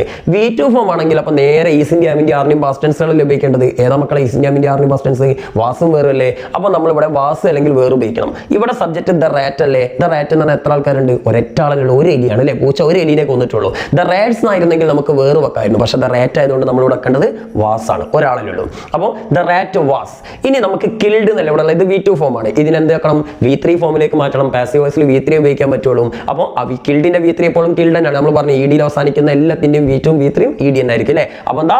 The rat was killed. ഇനി നമ്മുടെ ഏജന്റ് കാറ്റ് അല്ലേ? എന്താ ഏജന്റിന് എങ്ങനെ എഴുതേണ്ടത്? ബൈ വെക്കണം. ബൈ കാറ്റ്. മനസ്സിലായില്ലേ? അപ്പൊ പൂച്ചയാൽ എന്ത് ചെയ്തു? എലി കൊല്ലപ്പെട്ടു. പൂച്ചയാൽ എലി കൊല്ലപ്പെട്ടു എന്ന് പറഞ്ഞാലും എലി പൂച്ചയെ കൊന്നു, പൂച്ച എലിയെ കൊന്നു എന്ന് പറഞ്ഞാലും സെയിം മീനിങ് അല്ലേ മക്കളെ? ഓക്കെ. ഇനി നമുക്ക് അടുത്ത ടീച്ചർ കോൾഡ് മീ. ഇപ്പൊ തന്നെ നിങ്ങൾക്ക് ഉത്തരം കിട്ടിയിട്ടുണ്ടാവും. ഞാൻ ഇതൊന്നും വായിച്ചിട്ടൊന്ന് വൃത്തിയിൽ എഴുതി തരാം. നിങ്ങൾ ഇപ്പം തന്നെ ഒന്ന് ഉത്തരം കണ്ടുപിടിച്ച് നോക്ക്. ഓക്കെ, ടീച്ചർ കോൾഡ് മീ എന്നല്ലേ മക്കളെ? അപ്പൊ നമുക്കറിയാം ഇതിലെ സബ്ജക്ട് മീ ആണ് അല്ലേ? അതായത് സബ്ജക്റ്റ് അല്ല, ഒബ്ജക്ട് മീ ആണ്. ആ മീനെ നമ്മൾ ഇപ്പുറത്ത് കൊണ്ടുവരുമ്പോൾ മീ എന്നാവോ? ടീച്ചർ എന്നെ വിളിച്ചു. അപ്പൊ എന്നെ എന്നല്ല വരുന്ന ടീച്ചറാൽ ഞാൻ വിളിക്കപ്പെട്ടു എന്നല്ലേ പറയേണ്ടത്. അപ്പൊ മീ ഞാനായിട്ട് മാറും. ഞാൻ എന്നുള്ള എന്താ പറയാ? ഐ അല്ലേ? സബ്ജക്ട് മീ എന്നുള്ളത് ഒബ്ജക്റ്റ് ആയപ്പോഴാണ് അതിനെ സബ്ജക്റ്റ് ആക്കുമ്പോൾ ഐ ആയിട്ട് മാറും. അപ്പൊ ഐ. ഇനി നമുക്കറിയാം ഇവിടെ V2 ഫോം ആണ്. V2 ഫോം ആണെങ്കിൽ വാസോ അല്ലെങ്കിൽ വേറോ അല്ലേ വെക്കേണ്ടത്. അപ്പൊ ഇവിടെ ഐ ഒരാളേ ഉള്ളൂ. അപ്പൊ ഏതാ വെക്കേണ്ടത്? വാസ്. ഐ വാസ് എന്താ? കോൾഡിന്റെ V3 കോൾഡ് തന്നെയാണല്ലോ. അപ്പൊ എന്താ? I was called by teacher. ടീച്ചറാണല്ലോ അവിടെ ഏജന്റ്. ഓക്കെ, അപ്പൊ ഇത് എന്തൊക്കെ നിങ്ങൾ മനസ്സിലായത്?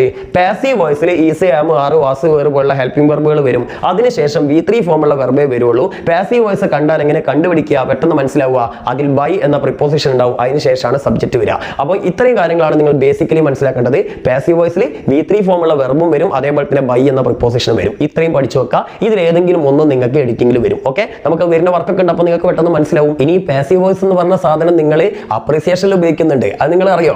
സംബന്ധം വെച്ചാൽ അപ്രീസിയേഷനിൽ നിങ്ങൾ ഫസ്റ്റ് തന്നെ എഴുതുന്ന സെന്റൻസ് എങ്ങനെയാ മക്കളെ? നിങ്ങൾ ഉദാഹരണത്തിന് lines written in early spring എന്ന കവിതയുടെ അപ്രീസിയേഷൻ നിങ്ങളോട് എഴുതാൻ പറഞ്ഞാൽ നിങ്ങൾ ഇങ്ങനെ എഴുതുക. അതായത് William Wordsworth, the popular poet William Wordsworth wrote lines written in early spring എന്നാണോ നിങ്ങൾ എഴുതല്? അല്ലല്ലോ. നിങ്ങൾ എന്ത് ചെയ്യും? ആ ഒബ്ജക്റ്റിനെ ഫസ്റ്റിലേക്ക് കൊണ്ടുവരും. എങ്ങനെ?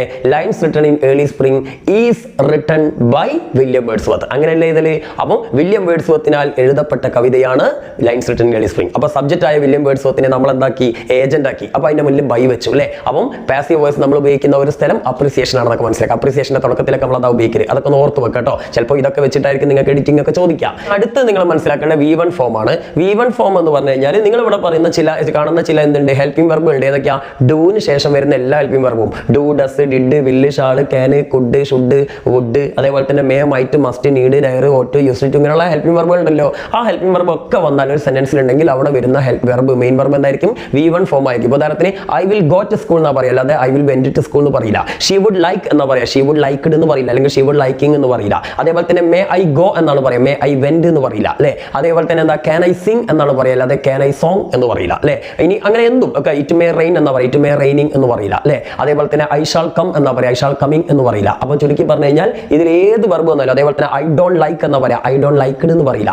വേർ ഡിഡ് യു ഗോ എന്നാ പറയാം, വേർ ഡിഡ് യു വെന്റ് എന്ന് പറയില്ല. അപ്പോൾ ഈ ഡു, ഡസ്, ഡിഡ് ഇങ്ങനെ ഏത് വെർബ് ഏത് ഹെൽപ്പിംഗ് വെർബ് ഒരു സെന്റൻസിൽ ഉണ്ടെങ്കിലും ഓർത്ത് വെച്ചോ. അതിനുശേഷം വരുന്ന വെർബ് എന്തായിരിക്കും? V1 ഫോം ആയിരിക്കും. ചിലപ്പോൾ നിങ്ങൾക്ക് ചോദിക്കുന്ന വൈ ഡോണ്ട് യു കോൾഡ് എന്ന് പറയും, why don't you called him. അപ്പൊ എന്തുകൊണ്ട് അവനെ വിളിച്ചില്ല? അപ്പൊ നിങ്ങൾ ശ്രദ്ധിക്കണം, ഡോണ്ട്, ഡു വന്നിട്ടുണ്ട്, ഡു വന്നിട്ടുണ്ടെങ്കിൽ V1 ആയിരിക്കും. അപ്പൊ വൈ ഡോണ്ട് യു കോൾഡ് അല്ല, Y don't you call. Okay, അപ്പോൾ ഇങ്ങനെ നിങ്ങൾ മനസ്സിലാക്കണം. ഓക്കെ, ഇനി അടുത്തത് ടു എന്ന് പറഞ്ഞിട്ടുള്ള ഒരു ഇൻഫിനിറ്റ്, ടു എന്ന് പറഞ്ഞ ഒരു പ്രിപ്പോസിഷൻ അതിൽ ഇൻഫിനിറ്റ് വന്നിട്ടുണ്ടെങ്കിൽ അതിനുശേഷം വരുന്ന വെർബ് V1 ഫോം ആയിരിക്കും. ഓക്കെ, ഉദാഹരണത്തിന് പറയണേ I want to become a doctor എന്നാണ് പറയുക, അല്ലാതെ I want to became a doctor എന്ന് പറയില്ല. ഇനി I am going to sleep എന്നാണ് പറയുക, അല്ലാതെ I am going to sleeping എന്ന് പറയില്ല. ഇനി എന്താ? She is ready to win എന്നാണ് പറയുക, അല്ലെങ്കിൽ she is ready to won എന്ന് പറയില്ല. അപ്പൊ ടു വന്നു കഴിഞ്ഞാൽ V1 ഫോമേ വരുള്ളൂ. അതും എപ്പോഴും ഓർത്തൊക്കെ, പലപ്പോഴായിട്ട് എഡിറ്റിംഗിൽ ചോദിക്കുന്ന ഒരു ചോദ്യമാണ്. ടുവിന് ശേഷം ചിലപ്പോൾ ING ഫോമിലോ പാസ്റ്റ് ടെൻസിലോ ഉള്ള ഒരു വെർബ് തരും. അപ്പം മനസ്സിലാക്കുക, അതിനെ V1 ആക്കാനാണ് നിങ്ങളോട് പറഞ്ഞിരിക്കുന്നത്. ഓക്കെ, ഇനി അടുത്ത മിസ്റ്റേക്ക് എന്ന് പറഞ്ഞാൽ V2 ആണ് കേട്ടോ. V2 ഫോം എന്ന് പറഞ്ഞാൽ പാസ്റ്റ് ടെൻസ് ആണല്ലോ. അപ്പോൾ കഴിഞ്ഞു പോയ ഏത് ആക്ഷൻ കാണിക്കുന്ന ഒരു പാരഗ്രാഫ് വന്നാലും അവിടെ V2 ഫോം ആയിരിക്കുന്നത് നിങ്ങളാണ് ബേസിക് ബേസിക്കലി മനസ്സിലാക്കി വെച്ചാൽ മതി. അപ്പോൾ യെസ്റ്റർഡേ, ലാസ്റ്റ്, എഗോ തുടങ്ങിയിട്ടുള്ള വാക്കുകൾ, ഇന്നലെ, കഴിഞ്ഞത്, ഇപ്പം last day, last night, last Monday, last Sunday, last year, അതേപോലെ തന്നെ യെസ്റ്റർഡേ, ഇങ്ങനെയൊക്കെയുള്ള വാക്കുകളൊക്കെ നിങ്ങൾ എവിടെയെങ്കിലും കണ്ടിട്ടുണ്ടെങ്കിൽ ഉറപ്പിച്ചോ ആ സെന്റൻസിലെ വെർബ് V2 ഫോം ആയിരിക്കണം. ഓക്കെ, അതാണ് നിങ്ങൾക്കുള്ള കോഡ്. ഇനി അടുത്തത് നമ്മളിപ്പോൾ പറഞ്ഞ എസ് ഫോമും V1 ഫോമിന്റെ മറ്റൊരു കാര്യമാണ് പ്രസന്റ് ടെൻസിൽ ഒരു സബ്ജക്ട് സിംഗിൾ ആണെങ്കിൽ എസ് ഫോം ഉപയോഗിക്കണം, സബ്ജക്ട് പ്ലൂറൽ ആണെങ്കിൽ V1 ഉപയോഗിക്കണം. ഇപ്പോൾ നമ്മൾ കാറ്റിന്റെ കാറ്റ് ഡ്രിങ്ക്സ്, കാറ്റ്സ് ഡ്രിങ്ക് എന്ന് പറഞ്ഞല്ലോ. വേറൊരു എക്സാമ്പിൾ കൂടി പറഞ്ഞുതരാം. കൗ ഈറ്റ്സ് ഗ്രാസ്. ഓക്കെ, പശു പുല്ല് തിന്നുന്നു. ഇനി ഇവിടെ കൗന് പകരം ഞാൻ കൗസ് എന്നാക്കി. അതായത് ഇവിടെ ഒരു പശുവുള്ളൂ, ഇവിടെ കുറെ പശുക്കളുണ്ട്. അപ്പോൾ ഇവിടെ ഈറ്റ്സ് ഉള്ള എന്താവും? ഈറ്റ് ആവും. Eat grass. ഓക്കെ, ഇനി വേറൊരു എക്സാമ്പിൾ പറയുകയാണെങ്കിൽ child place football. Okay, child place football എന്ന് പറഞ്ഞു കഴിഞ്ഞാൽ കുട്ടി ഫുട്ബോൾ കളിക്കുന്നു എന്നാണ്. അപ്പോൾ ഇവിടെ കുട്ടി ഒരാളായതുകൊണ്ട് പ്ലേസ് എന്ന് ഉപയോഗിച്ചു. ഇനി കുട്ടിക്ക് വരാൻ കുട്ടികൾ എന്താണെന്ന് വെച്ചോ? ചിൽഡ്രൻ. ഓക്കെ, ചിൽഡ്രൻ എന്ന് പറഞ്ഞാൽ കുട്ടികളായില്ലേ? Children play football. ഓക്കെ, അപ്പോൾ നിങ്ങൾ മനസ്സിലാക്കുക സബ്ജക്ട് നിങ്ങൾ ബേസ് ഫോം എസ് ഫോം വന്നിട്ടുണ്ടെങ്കിൽ നിങ്ങളുടെ മനസ്സിലേക്ക് പോകേണ്ടത് ആ പാരഗ്രാഫ് പ്രസന്റ് ടെൻസ് ആണെങ്കിൽ ഉറപ്പിച്ചുകൊണ്ട് സിംഗുലർ ആണെങ്കിൽ എസ് ഫോം വരണം, പ്ലൂറൽ ആണെങ്കിൽ ബേസ് ഫോം വരണം. ഇതെപ്പോഴും ഓർത്ത് വെച്ചേക്കണ്ടിട്ട്, അതായത് V1 ഫോം വരണം. ഇനി അടുത്ത് വളരെ സിമ്പിൾ ആണ്. One of, some of, none of, any of, all of തുടങ്ങിയിട്ടുള്ള കുറെ ഓഫ് ആയ സാധനങ്ങളുണ്ട്. ഈ സാധനങ്ങളൊക്കെ ഒരു സെന്റൻസിൽ വന്നിട്ടുണ്ടെങ്കിൽ അതിനുശേഷം വരുന്ന ഒരു നൗൺ ഉണ്ടാവും. ആ നൗണ് പ്ലൂറൽ ആയിരിക്കണം, അതായത് ബഹുവചനായിരിക്കണം. ഉദാഹരണത്തിന് വൺ ഓഫ് മൈ ക്ലാസ്മേറ്റ് എന്നാണോ പറയാ? വൺ ഓഫ് മൈ ക്ലാസ്മേറ്റ്സ് എന്നാണോ പറയാ? വൺ ഓഫ് മൈ ക്ലാസ്മേറ്റ്സ് എന്നാണ് പറയാ. ഈ വൺ ഓഫിന്റെ അർത്ഥം വരുന്ന കൂട്ടത്തിൽ ഒന്ന് എന്നാണ് അല്ലെ. അപ്പോൾ വൺ ഓഫ് മൈ ക്ലാസ്മേറ്റ്സ് എന്ന് പറഞ്ഞാൽ എനിക്ക് കുറെ ക്ലാസ്മേറ്റ്സ് ഉണ്ട്, അതിൽ ഒരാൾ അല്ലെ. വൺ ഓഫ് മൈ ക്ലാസ്മേറ്റ്സ് സ്കൂളിലേക്ക് പോയിക്കൊണ്ടിരിക്കുന്നു എന്ന് നമുക്ക് പറയണം. എന്റെ ക്ലാസ്മേറ്റ്സിൽ ഒരാൾ സ്കൂളിലേക്ക് പോയിക്കൊണ്ടിരിക്കുന്നു. അപ്പോൾ one of my classmates is എന്നാണോ ആർ എന്നാണോ പറയേണ്ടത്? ഇവിടെ വൺ ആണ്, ഒരാളേ ഉള്ളൂ അല്ലെ. ക്ലാസ്മേറ്റ്സ് കുറെ ഉണ്ട്, പക്ഷെ അതിൽ ഒരാളെ കുറിച്ചാണ് നമ്മൾ പറയുന്നത്. അപ്പോൾ ഇവിടെ ഉപയോഗിക്കേണ്ടത് എന്താ? Is. Okay, one of my classmates is going to school എന്നാണ് വരുന്നത്. ചിലപ്പോൾ നിങ്ങൾക്ക് ഇവിടെ മിസ്റ്റേക്ക് വരട്ടെ, ഇവിടെ ഇങ്ങനെയൊക്കെ തന്നുകൊണ്ട് മിസ്റ്റേക്ക് വരും. പക്ഷെ നിങ്ങൾക്ക് കൂടുതലും വരുന്ന മിസ്റ്റേക്ക് എന്തായിരിക്കും അറിയാം? വൺ ഓഫ് മൈ ക്ലാസ്മേറ്റ് എന്ന് തരും. ഓക്കെ, അപ്പോൾ നിങ്ങൾ മനസ്സിലാക്കുക വളരെ എസ് ഇട്ട് കൊടുക്കുക. ഓക്കെ, ഇനി അതല്ലെങ്കിൽ സം ഓഫ് ദ വെജിറ്റബിൾ എന്ന് തരും. അപ്പോൾ നിങ്ങൾ മനസ്സിലാക്കേണ്ടത് സം ഓഫ് ദ വെജിറ്റബിൾ, പച്ചക്കറിയിൽ ചിലത്. അങ്ങനെ പറയില്ലല്ലോ, പച്ചക്കറികളിൽ ചിലത് എന്നല്ലേ പറയാം. അപ്പം എന്താ പറയണ്ടേ? സം ഓഫ് ദ വെജിറ്റബിൾസ് അല്ലെ. ഇനി സം ഓഫ് ഹിസ് ഫ്രണ്ട്സ് അല്ലാതെ സം ഓഫ് ഹിസ് ഫ്രണ്ട് എന്നല്ല പറയാം. ഇനി അതേപോലെ തന്നെ സം ഓഫ് ദ ആപ്പിൾസ് അല്ല സം ഓഫ് ദ ആപ്പിൾ എന്ന് പറയില്ല. ഇനി ഓൾ ഓഫ് ദ ബോയ് എന്നാണോ ഓൾ ഓഫ് ദ ബോയ്സ് എന്നാണോ പറയാ? ഓൾ ഓഫ് ദ ബോയ്സ് അല്ലെ, ആൺകുട്ടികളിൽ എല്ലാവരും. അപ്പം ഈ all of, any of, son of, none of എന്നൊക്കെ പറയുന്നത് കഴിഞ്ഞാൽ ഒരു പ്ലൂറലാ വേണ്ടി. നൺ ഓഫ് മൈ ഫ്രണ്ട്സ് എന്നാണ് പറയുക, അല്ലാതെ നൺ ഓഫ് മൈ ഫ്രണ്ട് എന്ന് പറയില്ല. അപ്പൊ ഇതൊക്കെ വന്നു കഴിഞ്ഞാൽ ഒരു പ്ലൂറൽ ആയിരിക്കും എന്ത് ചെയ്യാ നൗണ് എന്ന് ഓർത്തു വെക്കുക കേട്ടോ. ഇനി അടുത്ത ചില പ്രിപ്പോസിഷൻസ് ആണ്. ഇൻ എന്ന പ്രിപ്പോസിഷൻ നമുക്കറിയാം സാധാരണയായിട്ട് ഇന്ന് വരിക ഒരു സ്ഥലത്തെ സൂചിപ്പിക്കാനാണ് അല്ലെ. ഒരു പ്ലേസിനെയൊക്കെ സൂചിപ്പിക്കാൻ നമ്മൾ ഉപയോഗിക്കേണ്ടത് ഇന്നാണ്. ഇപ്പോൾ ഉദാഹരണത്തിന് ഐ ലിവ് ഇൻ കാലിക്കറ്റ്, ഞാൻ കാലിക്കറ്റിൽ ജീവിക്കുന്നു. I was born in Rajasthan, ഞാൻ രാജസ്ഥാനിൽ ജനിച്ചു. അപ്പൊ അങ്ങനെ ഒരു സ്ഥലത്തെ സൂചിപ്പിക്കാനാണ് നമ്മൾ ഇന്ന് ഉപയോഗിക്കുക. നമുക്ക് പ്രൊഫൈലൊക്കെ എഴുതുമ്പോൾ അറിയാമല്ലോ. ഇനി അതേപോലെ തന്നെ ഒരു വർഷത്തിന് മുന്നിൽ ഇപ്പൊ ഞാൻ പറഞ്ഞ ഐ വാസ് ബോൺ ഇൻ 1985 അല്ലെ. അപ്പോൾ ഞാൻ 1985 ജനിച്ചു. അപ്പോൾ അങ്ങനെ എന്ത് ചെയ്യുന്നു? അല്ലെങ്കിൽ ഇന്ത്യ ഗോട്ട് ഇൻഡിപെൻഡൻസ് ഇൻ 1947, 1947 ഇന്ത്യക്ക് സ്വാതന്ത്ര്യം കിട്ടി. ഇങ്ങനെ വർഷത്തെ സൂചിപ്പിക്കാനും ഇന്നാണ് ഉപയോഗിക്കുക. അതേപോലെ ജനുവരി ഫെബ്രുവരി ഉള്ള മാസങ്ങളെ സൂചിപ്പിക്കാനും അതിന് മുന്നിൽ ഇന്നാണ് പറയുക. ഇൻ ജനുവരി, ഇൻ ഫെബ്രുവരി ഇങ്ങനെയുള്ള രീതിയിലാണ് ഉപയോഗിക്കുക. ഇനി അടുത്ത ടൈം ആണെങ്കിൽ നമ്മൾ ഉപയോഗിക്കേണ്ട അറ്റ് ആണ്. ഇപ്പോൾ he came here at 9 o'clock, അല്ലെങ്കിൽ the meeting will be started at 10 o'clock. അങ്ങനെ നമ്മൾ ഒരു ടൈം പറയുകയാണെങ്കിൽ അതിന്റെ മുന്നിൽ അറ്റാണ് ഉപയോഗിക്കേണ്ടത്. ഇനി ഡേറ്റ് ആണെങ്കിൽ ഓൺ, അതായത് എന്താണ്? He was born on 9th January. Okay, ജനുവരി 9 അവൻ ജനിച്ചത്. ഗാന്ധിജി വാസ് ബോൺ ഓൺ എന്താണ് 2nd October. അപ്പൊ ഇങ്ങനെ നമ്മൾ എന്ത് ചെയ്യുന്നു? ഒരു ഡേറ്റ് ആണ് പറയുന്നതെങ്കിൽ നമ്മൾ ഉപയോഗിക്കേണ്ടത് ഓൺ ആണ്. ഓക്കെ, പിന്നെ ഓണിന് വേറൊരു അർത്ഥം കൂടി ഉണ്ട്. നമ്മൾ എന്താ മേൽ എന്തെങ്കിലും സാധനത്തിന്റെ മേലെ തൊട്ടുകൊണ്ട് നിൽക്കുകയാണെങ്കിൽ ഓൺ എന്നാ പറയാം. അപ്പോൾ the pen is on my hand, എന്റെ കൈയിന്റെ മേലെയാണ്. നേരെ മറിച്ച് നമ്മുടെ ഉള്ളിലാണ്, എന്തിന്റെ ഉള്ളിലാണെങ്കിൽ ഇന്ന് ഉപയോഗിക്കണം. അപ്പൊ ഇന്നിന് വേറൊരു അർത്ഥം കൂടി ഉണ്ട്, ഇൽ എന്ന അല്ലെങ്കിൽ ഉള്ളിൽ എന്ന അർത്ഥമുണ്ട്. അപ്പോൾ the pen is in my banian, എന്റെ ബനിയന്റെ ഉള്ളിലാണ് എന്നാണ് പറയേണ്ടത്. ഓക്കെ, അല്ലെങ്കിൽ the pen is in my pocket. Okay, നേരെ മറിച്ച് ഇപ്പോഴോ the pen is on my head, എന്റെ തലന്റെ മേലെയാണ്. അപ്പൊ എന്തിനെങ്കിലും മേലെ തൊട്ടുകൊണ്ട് നിൽക്കുമ്പോൾ ഓൺ എന്ന് പറയണം. അതേപോലെ ഉള്ളിലാണെങ്കിൽ നമ്മൾ ഇന്ന് പറയണം. അതൊന്ന് ഓർത്ത് വെക്കാം കേട്ടോ. ഇനി അടുത്ത് ബൈ നമ്മൾ നേരത്തെ പറഞ്ഞു. എന്താ ബൈന്റെ പ്രത്യേകത? നമ്മുടെ പാസീവ് വോയിസിൽ ഉപയോഗിക്കുന്നതാണ്. ഇവിടെ പറഞ്ഞില്ലേ, അതായത് എന്താ? രാമ കിൽഡ് രാവണ. അത് നേരെ തിരിച്ചിടുമ്പോൾ Ravana was killed by Rama അല്ലെ. ഇനി അതേപോലെ തന്നെ എന്താ? She wrote a book was written by her. അപ്പൊ അങ്ങനെ നമ്മൾ പാസീവ് വോയിസിൽ ഒബ്ജക്റ്റിനെ സബ്ജക്റ്റിന്റെ സ്ഥാനത്തേക്ക് കൊണ്ടുവരുമ്പോൾ നമുക്ക് എന്താ സംഭവിക്കുക? സബ്ജക്റ്റിനെ ഏജന്റ് ആക്കി മാറ്റും. ആ ഏജന്റിന്റെ മുന്നിൽ ഉപയോഗിക്കേണ്ട പ്രിപ്പോസിഷൻ ആണ് ബൈ. ഓക്കെ, ബൈക്ക് അർത്ഥം ആൽ എന്നാണ് അല്ലെ. അവനാൽ, അവളാൽ, അതിനാൽ എന്നൊക്കെ പറയുന്ന രീതിയിൽ. ഇനി അടുത്ത റിലേറ്റീവ് ക്ലോസ് ആണ്. ഇതും നമുക്ക് കുറച്ച് പഠിക്കാനുണ്ട്. അതായത് ഒരു മാർക്ക് കിട്ടാൻ ചാൻസ് ഉള്ള സാധനമാണ്, സ്ഥിരമായിട്ട് എഡിറ്റിംഗിൽ വരുന്ന ഒരു സാധനമാണ്. അപ്പൊ അതുകൂടി ഞാനൊന്ന് പറഞ്ഞുതരാം. ഇതൊക്കെ കറക്റ്റ് കുറേ ഗ്രാമർ പഠിക്കാനുണ്ട്. പക്ഷേ ഞാൻ അത്യാവശ്യം കുറച്ച് സ്പീഡിൽ എടുത്തിട്ടാണ്. എന്തെങ്കിലും ഒന്ന് നിങ്ങൾക്ക് ഓർമ്മ ഉണ്ടെങ്കിലോ, നിങ്ങൾ SLC പരീക്ഷന്റെ രാവിലെ ഇതൊന്നും കൂടി ഒന്ന് കണ്ടു നോക്കട്ടെ. അപ്പൊ നിങ്ങൾക്ക് ആ ഓർമ്മ വെച്ചിട്ട് പെട്ടെന്ന് എഡിറ്റിംഗ് എഴുതാൻ പറ്റും. ഓക്കെ മക്കളെ, അപ്പം ഞാനിവിടെ പറയാണ് എന്ത്? നമ്മുടെ റിലേറ്റീവ് ക്ലോസ്. ഇവിടെ ഹു എന്ന റിലേറ്റീവ് ക്ലോസ് ഒരു പേഴ്സൺ, ഒരു മനുഷ്യനെ സൂചിപ്പിക്കാനാണ്. അതിന്റെ അർത്ഥം അവൻ, അദ്ദേഹം എന്നൊക്കെയാണ് കേട്ടോ, അല്ലെങ്കിൽ അവർ എന്നൊക്കെയാണ് അർത്ഥം. ഇനി വിച്ച്, ദാറ്റ്, ഈ രണ്ടെണ്ണം ഏതെങ്കിലും വസ്തുക്കളെയോ അല്ലെങ്കിൽ മൃഗങ്ങളെയോ സൂചിപ്പിക്കാനാണ്. അത് എന്നാണ് അതിന്റെ അർത്ഥം വരിക. ഇതൊക്കെ ശരിക്കും ക്വസ്റ്റ്യൻസിൽ വരുമ്പോൾ ഹു എന്ന് പറഞ്ഞാൽ ആര് എന്നാണ്, വിച്ച് എന്ന് പറഞ്ഞാൽ ഏത് എന്നാണ്, അതേപോലെ വേർ എന്ന് പറഞ്ഞാൽ എവിടെ എന്നാണ്, വെൻ എന്ന് പറഞ്ഞാൽ എപ്പോൾ എന്നാണ്. പക്ഷേ റിലേറ്റീവ് പ്രോനൗൺ ആയിട്ട് നമ്മൾ ഉപയോഗിക്കുമ്പോൾ, ഇത് റിലേറ്റീവ് പ്രോനൗൺ എന്താണെന്നൊക്കെ ഞാൻ പറഞ്ഞുതരാം. ഉപയോഗിക്കുമ്പോൾ ഹൂവിന്റെ അർത്ഥം അവൻ അല്ലെങ്കിൽ അവർ അല്ലെങ്കിൽ അദ്ദേഹം എന്നൊക്കെയാണ് അർത്ഥം വരിക. വിച്ചിന്റെ അർത്ഥം ദാറ്റിന്റെ അർത്ഥമൊക്കെ അത് അല്ലെങ്കിൽ എന്താണ് അത് എന്ന അർത്ഥം വരിക. അതായത് മൃഗങ്ങൾക്കൊക്കെയാണ് ഉപയോഗിക്കുക. പിന്നെ വേറിന്റെ അർത്ഥം അവിടെ എന്നാവും. അതേപോലെ തന്നെ വെന്നിന്റെ അർത്ഥം ആ സമയത്ത് അല്ലെങ്കിൽ അപ്പോൾ എന്നാവും. ഓക്കെ, ഒരു സമയത്തെ സൂചിപ്പിക്കാനാണ് വെൻ ഉപയോഗിക്കുക. അപ്പൊ ഞാനൊരു എക്സാമ്പിൾ, കുറച്ച് എക്സാമ്പിൾസ് പറഞ്ഞുതരാം. സെന്റൻസ് അവിടെ പറയാണ്, ഐ സോ എ മാൻ. ഞാൻ വേറൊരു സെന്റൻസ് കൂടി ഉണ്ടാക്കുകയാണ്, വാസ്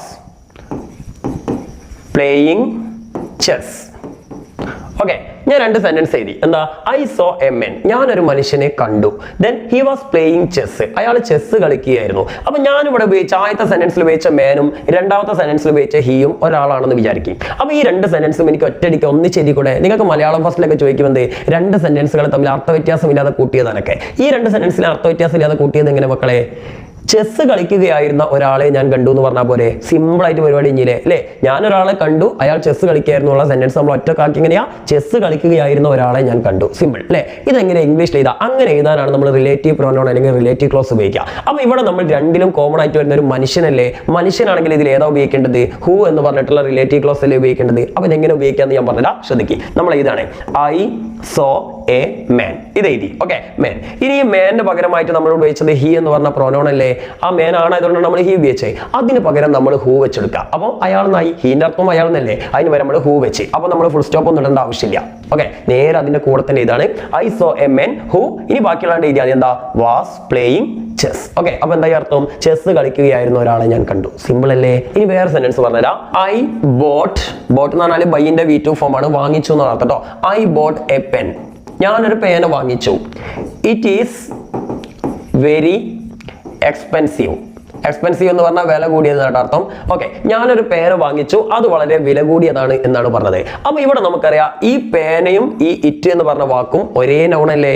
ഇവിടെ ഞാൻ പറയുന്ന ഈ പേനയെ തന്നെയാണ് ഞാനിവിടെ ഇറ്റ് എന്ന് ഉപയോഗിച്ചത്, അത് എന്ന് ഉപയോഗിച്ചത്. അപ്പൊ ഇത് രണ്ടും കൂടി ചേർത്ത് ഒറ്റ സെന്റൻസ് ആക്കിക്കൂടെ? എങ്ങനെ?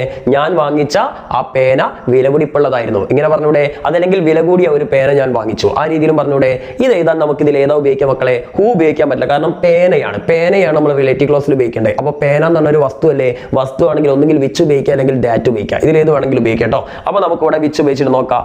I boat A pen. Okay, I boat A pen എന്ന് എഴുതി. എന്നിട്ട് എന്താണ്? ഈ പെന്നിന്റെ കൂടെ നമ്മൾ എന്ത് ചെയ്യുന്നു? വിച്ച് അല്ലെങ്കിൽ ഡാറ്റ് വെക്കുന്നു. അപ്പൊ നമുക്ക് ഇനി ഇറ്റിന്റെ ആവശ്യമില്ല, ഇറ്റിന് പകരമാണ് നമ്മൾ ഉപയോഗിക്കുന്നത്. അപ്പൊ I boat A pen which is very expensive. അതിന്റെ കൂടെ എഴുതിയാൽ വിച്ച് ഈസ് വെരി എക്സ്പെൻസീവ്. അപ്പോൾ വില കൂടിയ ഒരു പേന ഞാൻ വാങ്ങിച്ചു, അല്ലെങ്കിൽ ഞാനൊരു പേന വാങ്ങിച്ചു, അത് വില കൂടിയതായിരുന്നു. ഓക്കെ, അപ്പം ഇങ്ങനെ നമ്മൾ എഴുതുന്നതിനാണ് നമ്മൾ റിലേറ്റീവ് ക്ലോസ് ഉപയോഗിക്കുക. ഇനി ഞാൻ എഴുതുന്നില്ല, വേറെ വെച്ചിട്ട് എക്സാമ്പിൾ പറയാം. വേറെ പറഞ്ഞാൽ അവിടെ എന്നല്ലേ? ഉദാഹരണത്തിന് ഐ വിസിറ്റഡ് ആഗ്ര, ഞാൻ ആഗ്ര സന്ദർശിച്ചു. I visited Agra. എന്നിട്ട് പറയുകയാണെന്ത്? താജ്മഹൽ ഈസ് സിറ്റുവേറ്റഡ് ദർ, അതായത് അവിടെയാണ് താജ്മഹൽ സിറ്റുവേറ്റ് ചെയ്യുന്നത്, സ്ഥിതി ചെയ്യുന്നത്. അപ്പൊ എനിക്കിത് രണ്ടും ഒന്നാക്കി പറഞ്ഞ ഈ രണ്ട് സെന്റൻസിന് എങ്ങനെയാ? താജ്മഹൽ സ്ഥിതി ചെയ്യുന്ന ആഗ്ര ഞാൻ സന്ദർശിച്ചു എന്ന് പറഞ്ഞാൽ പോരെ? അതെങ്ങനെ പറയാ? ഇവിടെ നമ്മൾ രണ്ട് സെന്റൻസിലും സൂചിപ്പിക്കുന്നത് ആഗ്ര എന്ന് പറഞ്ഞ സ്ഥലത്തെയല്ലേ? അതായത് ഞാൻ ആഗ്ര സന്ദർശിച്ചു, അവിടെ താജ്മഹൽ സ്ഥിതി ചെയ്യുന്നു എന്നാ പറഞ്ഞത്. അപ്പൊ അവിടെ എന്ന വാക്ക് ആഗ്രയല്ലേ സൂചിപ്പിക്കുന്നത്? അപ്പൊ അതിന് പകരം അവിടെ എന്നുള്ള വാക്കിന് നമ്മൾ ദേർ ആണ് ഉപയോഗിച്ചത്. ആ ദേറിന് പകരം നമ്മൾ വേർ ഉപയോഗിക്കണം അല്ലെ? അപ്പൊ എങ്ങനെ പറയാ? I visited Agra where Taj Mahal is situated. ഞാൻ ആഗ്ര സന്ദർശിച്ചു, അവിടെയാണ് താജ്മഹൽ സ്ഥിതി ചെയ്യുന്നത്. മനസ്സിലായില്ലേ? എഡിറ്റിംഗിൽ അവസാനമായിട്ട് വരാൻ സാധ്യതയുള്ള ഒരു മിസ്റ്റേക്ക് ആണ് ആഡ് വെർബ്. ആഡ് വെർബ് എന്ന് പറഞ്ഞാൽ വെർബിന് കൊടുക്കുന്ന കോംപ്ലിമെന്റുകൾ, വെർബിന് കൊടുക്കുന്ന വിശേഷണം എന്ന് പറയും. ഉദാഹരണത്തിന് ഞാൻ എഴുതുന്നു എന്നുള്ളതിന് എങ്ങനെ പറയാ? ഐ റൈറ്റ്, അത്രല്ലേ പറയുള്ളൂ. ഞാൻ വൃത്തിയായിട്ട് എഴുതുന്നു എന്ന് പറഞ്ഞു കഴിഞ്ഞാൽ ആ എഴുതുന്ന പ്രവൃത്തി, എനിക്കല്ല വൃത്തി, എന്താ? നിന്റെ എഴുത്തിനാണ് വൃത്തി. അപ്പൊ ഞാൻ ചെയ്യുന്ന ആക്ഷനെയാണ് ഞാൻ എന്ത് ചെയ്യുന്നത്? വിശേഷിപ്പിക്കുന്നത്. ഇങ്ങനെ നമ്മളൊരു സെന്റൻസിലെ ആക്ഷനെ, വെർബിനെ നമ്മൾ വിശേഷിപ്പിക്കുകയാണെങ്കിൽ അതിന് പറയുന്ന പേരാണ് ആഡ് വെർബ്. അപ്പൊ ഈ ആഡ് വെർബുകൾ ഒരു 90% അവസാനം ly ഇട്ട് കൊടുത്താൽ മതി. ഓക്കെ, ഉദാഹരണത്തിന് ഞാൻ വൃത്തിയായി എഴുതുന്നു, എങ്ങനെ പറയാ? I write neatly. Okay, I write neatly. അല്ലെങ്കിൽ ഞാൻ വ്യക്തമായി എഴുതുന്നു, ഐ റൈറ്റ് ക്ലിയർലി. ഒക്കെ കണ്ട ലാസ്റ്റ് ly. ഇപ്പൊ ക്ലിയർലി, നീറ്റ്ലി, ഫാസ്റ്റ്ലി, സ്ലോലി ഇങ്ങനെയൊക്കെ നമ്മൾ പറയില്ലേ? ഉദാഹരണത്തിന് the bus ran, bus okay. ഓക്കെ, ബസ് വേഗത്തിൽ ഓടി എന്ന് എങ്ങനെ പറയാം? അപ്പൊ ബസ്സിനല്ല വേഗത, എന്താണ്? ബസ്സിന്റെ ഓട്ടത്തിനാണ് വേഗത അല്ലെ? അപ്പൊ എങ്ങനെ പറയാ? The bus ran fastly. ഇനി എന്താണ്? ട്രെയിൻ സാവധാനത്തിൽ ഓടുന്നു. The train runs slowly. അപ്പൊ ഇങ്ങനെ സ്ലോലി, ഫാസ്റ്റ്ലി, ബാഡ്ലി ഇങ്ങനെയൊക്കെയുള്ള എന്താണ് ഈ LY വെച്ച് വരുന്ന വാക്കുകൾ നിങ്ങൾക്ക് പരീക്ഷയ്ക്ക് ചോദിക്കാൻ സാധ്യതയുണ്ട്. അതെങ്ങനെ കണ്ടാൽ മനസ്സിലാവുക? ഒരു വെർബിനെ ഡിഫൈൻ ചെയ്യാൻ വേണ്ടിയിട്ടാണ് ഒരു സെന്റൻസ് ഉപയോഗിച്ചെങ്കിൽ അർത്ഥം നോക്കിയാൽ നിങ്ങൾക്ക് മനസ്സിലാവും. അപ്പൊ അതിനെന്തൊക്കെ ഒരു LY ഇട്ട് കൊടുക്കുക. ഓക്കെ, അപ്പം ഇത്രയുമാണ് മിസ്റ്റേക്കുകൾ നമുക്ക് സാധാരണ ചോദിക്കാറുള്ളത്. ഇനി നമുക്ക് നമ്മുടെ വർക്കുകളിലേക്ക് കിടക്കാം. പെട്ടെന്ന് തന്നെ നമുക്ക് വർക്കുകൾ ചെയ്യാം കേട്ടോ മക്കളെ. നമ്മുടെ ഫസ്റ്റത്തെ ക്വസ്റ്റ്യൻ ഇതാണ്. നമ്മുടെ മോഡൽ എക്സാമിന് വന്ന സെയിം ക്വസ്റ്റ്യൻ. ആ ക്വസ്റ്റ്യൻ ഞാൻ ഒന്നുകൂടി പറഞ്ഞുതരാം. നിങ്ങൾക്ക് എല്ലാവർക്കും ഉത്തരങ്ങൾ ആൻസർ ചെയ്യാൻ കിട്ടിയിട്ടുണ്ടാവും. എന്നാലും എങ്ങനെയാണ് കിട്ടുന്നത് നമുക്ക് നോക്കാം. ഇവിടെ നോക്കിയാൽ at one of the river side house. അപ്പോൾ ഇവിടെ നമുക്കറിയാം എന്താണ് നമ്മുടെ ഇതിന്റെ അതായത് കാസ്റ്റവേയിലെ ഒരു പാസേജ് ആണ് തന്നത്. ആ പാസേജ് വായിച്ചവർക്ക് ഈസി ആയിട്ട് ഉത്തരം കിട്ടിയിട്ടുണ്ടാവും. എന്നാലും ഇവിടെ നമുക്ക് നോക്കാം at one of the river side of the house of Chander Nagar. അപ്പോൾ ഒരു സ്ഥലമല്ലേ ഇവിടെ സൂചിപ്പിച്ചത്? ചന്ദർ നഗർ എന്ന് പറഞ്ഞ സ്ഥലത്തിലെ ഒരു വീട്, ഒരു പുഴക്കരയിലുള്ള ഒരു വീട്. അപ്പോൾ ഒരു സ്ഥലത്തിനെ സൂചിപ്പിക്കും. നമ്മൾ നേരത്തെ പഠിച്ചു ഇന്നല്ലേ പ്രിപ്പോഷൻ വേണ്ടത്, അറ്റല്ലല്ലോ. അപ്പോൾ ഇവിടെ ഏതാ വേണ്ടത്? ഇന്ന്. ഇത്രയേ ഉള്ളൂ. സിമ്പിൾ ആയിട്ട് മനസ്സിലാക്കി പറഞ്ഞ കോഡുകൾ മനസ്സിലാക്കിയാൽ പെട്ടെന്ന് നിങ്ങൾക്ക് ഉത്തരം കിട്ടും.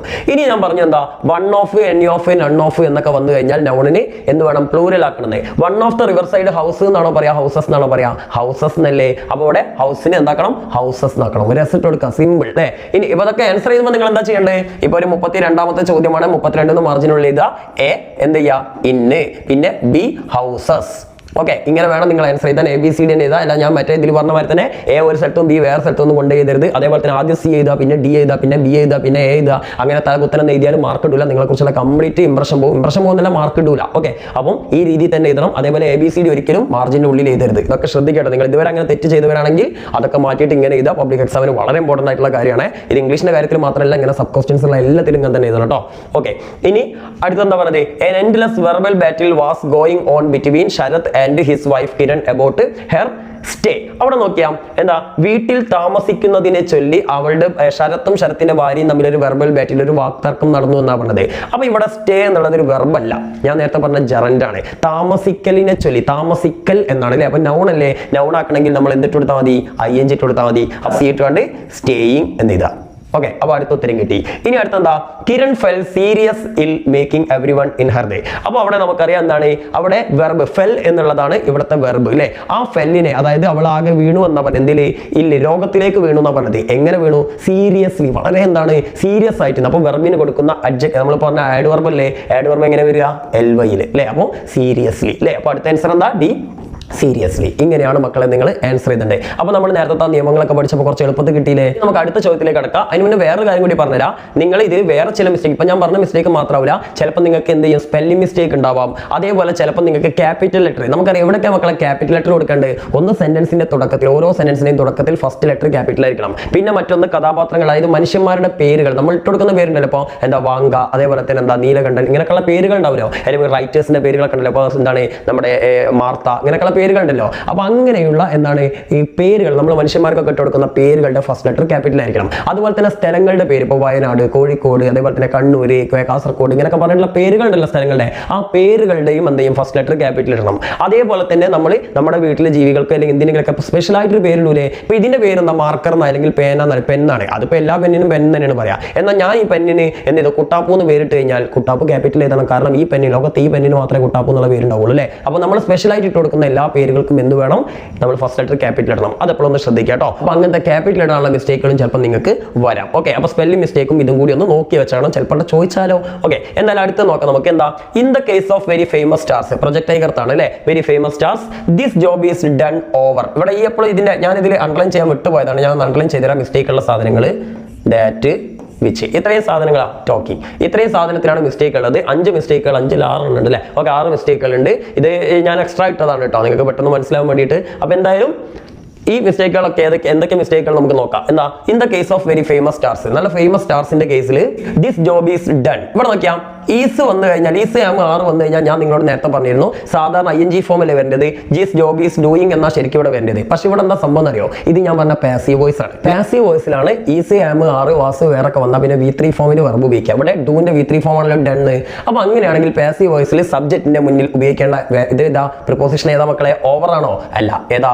ബൈ ആണ് അല്ലെ? അതായത് സ്റ്റാൻഡിനുകളാലാണ് സാധാരണ ഈ ജോലി ചെയ്യപ്പെടാറുള്ളത് എന്നാണ് പറഞ്ഞത്. അപ്പൊ ഇവിടെ സ്റ്റാൻഡിൻ എന്നുള്ളതാണ് ശരിക്കും സബ്ജക്റ്റ്. അതിന് ഒബ്ജക്റ്റിന്റെ സ്ഥാനത്തേക്ക്, ഏജന്റ് പ്രസന്റ് ആക്കി മാറ്റിയപ്പോൾ അതിന് മുന്നിൽ ബൈ ആണ് വരിക. അപ്പൊ അതിനുള്ള കോഡ് ഏതാ?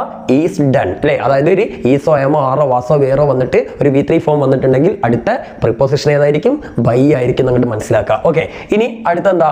A stand in is usually A person that. ഇവിടെ നോക്കിയാ ദാറ്റ് വന്നു. നേരത്തെ റിലേറ്റീവ് ക്ലോസ് പഠിച്ചില്ലേ? ഹൂ, വിച്ച് അല്ലെങ്കിൽ ദാറ്റ് അല്ലെ. പിന്നെ വേറ്, വെന്ന്. അതിന് ഹൂ അല്ലേ പേഴ്സൺ. മനുഷ്യന്മാരാണെങ്കിൽ ഉപയോഗിക്കേണ്ട ഏതാ? ഹൂ ആണ്. അപ്പൊ ഇവിടെ പേഴ്സൺ മനുഷ്യനല്ലേ, പേഴ്സൺ എന്ന് പറഞ്ഞ വ്യക്തി എന്നല്ലേ. അപ്പൊ ഏതാ ഉപയോഗിക്കേണ്ടത്? ഹൂ. ഇവിടെ ആൻസർ ചെയ്ത വേണ്ടി ഹൂ ആണ് വേണ്ടത് കേട്ടോ. ഇനി അടുത്ത എന്താണ്? Physical. Who is physical similar to the real star. ഇവിടെ ഫിസിക്കൽ ഫിസിക്കലി എന്നൊക്കെ വരണം കേട്ടോ. ഒക്കെ മിസ്റ്റേക്ക് ആണ്. ഓക്കെ, ഇനി അടുത്ത എന്താണ്? The stars dum self. അവിടെ ഒരു സ്പെല്ലിംഗ് മിസ്റ്റേക്ക് ഉണ്ട്. ഈ ദം അതേപോലെ തന്നെ എന്താ യുവർ ഇങ്ങനെയൊക്കെ ഉള്ളത് പ്ലൂരൽ അല്ലേ. അപ്പൊ നിങ്ങൾ മനസ്സിലാക്കേണ്ടത് ഒരു അവസാനം എഫ് ആണെങ്കിൽ അതിനെ പ്ലൂറൽ ആക്കുമ്പോൾ VES എന്നാണ് വരിക. ഉദാഹരണത്തിന് അവർ സെൽഫ് എങ്ങനെ പറയാം? അവർ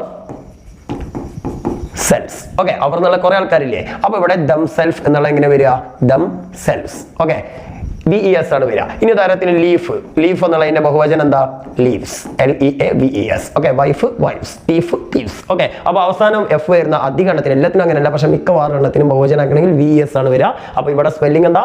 സെൽഫ് എന്നുള്ളതിന് വരും സെൽഫ്സ് എന്നാണ് വരിക. ദം സെൽഫ് ബഹുവചനമാകുമ്പോൾ അങ്ങനെയാണ് വരിക. Your self, our self, them self അങ്ങനെയാണ് വരിക. ഓക്കെ, ഇനി അറൈവ് ഓൺലി വിച്ച്. ഇവിടെ നോക്കിയാൽ സമയമല്ലേ സൂചിപ്പിക്കുന്നത്? നോക്ക്, ദ സ്റ്റാർസ് ദംസെൽഫ് അറൈവ്. അതായത് വലിയ വലിയ സ്റ്റാർസുകൾ എത്തിച്ചേരുന്നത് ആകെ എപ്പോൾ മാത്രമാണ് പറഞ്ഞത്?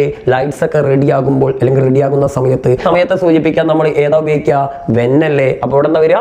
When the lights are ready എന്നാണ് വേണ്ടത്. അപ്പോൾ ഇതൊക്കെ ശ്രദ്ധിക്കുക. വിച്ചോ ഹുവോ വേറൊക്കെ വരുമ്പോൾ കറക്റ്റ് ഏതാണെന്ന് നോക്കുക. സമയമാണെങ്കിൽ വെൻ ഉപയോഗിക്കുക, സ്ഥലമാണെങ്കിൽ വേറെ ഉപയോഗിക്കുക, ഒരു മനുഷ്യനാണെങ്കിൽ ഹൂ ഉപയോഗിക്കുക, പിന്നെ അതേപോലെ തന്നെ വസ്തുക്കളൊക്കെ ആണെങ്കിൽ വിച്ചോ ദാറ്റോ ഉപയോഗിക്കുക. Okay, the lights are ready and it is time to talking. നോക്കിയാ 2 വന്നു കഴിഞ്ഞാൽ പിന്നെ ടോക്കിംഗ് വരുമോ? എന്താ വരിക? V1 ഏതാ? ടോക്ക് അല്ലേ. അപ്പോൾ ടോക്ക് അല്ല, സോറി, ടേക്ക് കേട്ടോ. ടേക്കിംഗ് എന്നല്ലേ. അപ്പോൾ ടേക്ക്, TAKE. ഓക്കെ, അപ്പൊ മനസ്സിലാക്കുക. 2-ന് ശേഷം വരുന്ന വെർബ് ഏതായിരിക്കും? V1 ഫോം ആയിരിക്കും. വർക്കുകളൊക്കെ മക്കൾ എന്ത് ചെയ്യണം? വീട്ടിൽ നിന്ന് ചെയ്ത് പഠിക്കണം കേട്ടോ. മറക്കരുത്. ഇതൊക്കെ ഒന്നുകൂടി നിങ്ങൾ എന്ത് ചെയ്യുക? വീട്ടിൽ നിന്ന് ചെയ്ത് പഠിക്കുക. ഇനി മൂന്നാമത്തെ നോക്ക്. On the second day out from New York. നമ്മുടെ AJ ക്രോണിന്റെ ചാപ്റ്ററിലെ ബെസ്റ്റ് ഇൻവെസ്റ്റ്മെന്റ് യുവർ മേഡിലാണ്. അപ്പോൾ on the second day out from New York, New York എന്നുള്ള രണ്ടാമത്തെ ദിവസം വൈൽ മേക്സ്, വൈൽ, ഫോർ എന്നീ വാക്കുകൾ വന്നാൽ ING ഫോം വരണമെന്ന് പറഞ്ഞിട്ടില്ലേ? അപ്പൊ എന്താ വരും ഇവിടെ? Making. While making the round of the promenade duck I suddenly become. ഇവിടെ നിങ്ങൾ ശ്രദ്ധിക്കണം. എന്താ അറിയോ? ഐ വന്നാൽ ബിക്കം തന്നെ തരാം. V1 തന്നെയാണ് വരിക. കാരണം ഐ നമ്മൾ പ്രസന്റ് ടെൻസിൽ പ്ലൂറൽ ആയിട്ടാണ് പറയാം. പക്ഷെ അവിടെ നിങ്ങൾ ശ്രദ്ധിക്കേണ്ടതെന്ന് വെച്ചാൽ നമ്മുടെ ഈ ഒരു പാരഗ്രാഫ് ശരിക്കും നോക്കാം. ഈ പാരഗ്രാഫിൽ ഏതെങ്കിലും സെന്റൻസ് പ്രസന്റ് ടെൻസിലോ പാസ്റ്റ് ടെൻസിലോ വന്നിട്ടുണ്ടോ എന്ന് ആദ്യം നോക്കാം. ഓക്കെ, ഇങ്ങനെ ഏത് വെർബ് അല്ലെങ്കിൽ വെർബിന്റെ പ്രസന്റ് ടെൻസ് വേണോ പാസ്റ്റ് ടെൻസ് വേണോ എന്ന് കൺഫ്യൂഷൻ ഉണ്ടാവുന്ന സമയത്ത് നിങ്ങൾ ശ്രദ്ധിക്കേണ്ടതെന്ന് വെച്ചാൽ ഈ ഒരു പാരഗ്രാഫിൽ ആദ്യം തന്നെ നിങ്ങൾ എന്ത് ചെയ്യുക വെച്ചാൽ ഏതെങ്കിലും ഒരു വെർബ് ശരിയുത്തരമായിട്ട് തന്നിട്ടുണ്ടോ നോക്കുക. അതായത് നിങ്ങൾക്ക് അണ്ടർലൈൻ ചെയ്യാതെ. ഇവിടെ അണ്ടർലൈൻ ചെയ്ത വാക്കുകൾ ഏതൊക്കെയാ? പാസഞ്ചർ ഉണ്ട്, അതേപോലെ മേക്സ് ഉണ്ട്, ബിക്കം ഉണ്ട്, പിന്നെ വേറെ ഏതാണ്? അറ്റ് ഉണ്ട്. ഇത്രയും വാക്കുകളെ മിസ്റ്റേക്ക് ഒന്നുള്ളൂ. ബാക്കിയുള്ളതിനൊന്നും മിസ്റ്റേക്ക് ഇല്ല എന്നല്ലേ അതിന്റെ അർത്ഥം. അപ്പൊ മിസ്റ്റേക്ക് ഇല്ലാത്ത വെർബുകൾ ഏതൊക്കെയാ നോക്കാം. ഏതൊക്കെയാ? ഇവിടെ ഒരു വാസ് വന്നിട്ടുണ്ട്, വാസ് വാച്ചിങ്. ഇവിടെ ഒരു പാസ്ഡ് തന്നിട്ടുണ്ട്. ഈ 2 വാക്ക് മതി നിങ്ങൾക്ക് ഈ പാസേജ് പ്രസന്റ് ആണോ പാസ്റ്റ് ആണോ എന്ന് മനസ്സിലാക്കാൻ. വാസ് എന്നുള്ളത് ഈസിന്റെ ആമിന്റെ ആറിന്റെയും പാസ്റ്റ് ടെൻസ് അല്ലേ. അതുപോലെ പാസിന്റെ V2 ഫോം അല്ലേ പാസ്ഡ്. അപ്പൊ എന്താ മനസ്സിലാക്കേണ്ടത്? ഇനി ഈ സെന്റൻസിൽ വരുന്ന എല്ലാ വെർബുകളും പാസ്റ്റ് ടെൻസ് ആയിരിക്കണം. ഇതാണ് കോഡ്. ഓക്കെ, അപ്പൊ ഏതെങ്കിലും ശരിയുത്തരമായി വരുന്ന വെർബ് പ്രസന്റ് ആണെങ്കിൽ ബാക്കി എല്ലാം പ്രസന്റ് ആയിരിക്കണം. ഒന്ന് പാസ്റ്റ് ആണെങ്കിൽ ബാക്കിയെല്ലാം പാസ്റ്റ് ആയിരിക്കണം. ഇതാണ് നിങ്ങളുടെ കോഡ്. ഓക്കെ, അപ്പൊ ഇവിടെ നോക്ക്. ഐ സഡൻലി ബിക്കം എന്ന് പറയാൻ പറ്റുമോ? ഇല്ല. ഇവിടെ V2 ആണെങ്കിൽ ഇവിടെയും V2 തന്നെയല്ലേ വരേണ്ടത്. അപ്പൊ ഇങ്ങനെ വരിക? ബിക്കെയിം. ബിക്കമിന്റെ V2 എന്താ? ബിക്കെയിം. ഓക്കെ, ഇങ്ങനെയാണ് മനസ്സിലാക്കേണ്ടത് കേട്ടോ. ദെൻ നമ്മൾ പറഞ്ഞത് വീണ്ടും കണ്ടോ, വൺ ഓഫ് വന്നു കഴിഞ്ഞാൽ പിന്നെ എസ്ഡോ അല്ലേ, പ്ലൂറലാക്കണ്ടേ? വൺ ഓഫ് ദ പാസഞ്ചർ എന്നല്ല പറയാം, വൺ ഓഫ് ദ പാസഞ്ചേഴ്സ്. അപ്പൊ ഇതൊക്കെ സ്ഥിരമായിട്ട് വരുന്ന മിസ്റ്റേക്ക് ആണെന്ന് മനസ്സിലാക്കുക.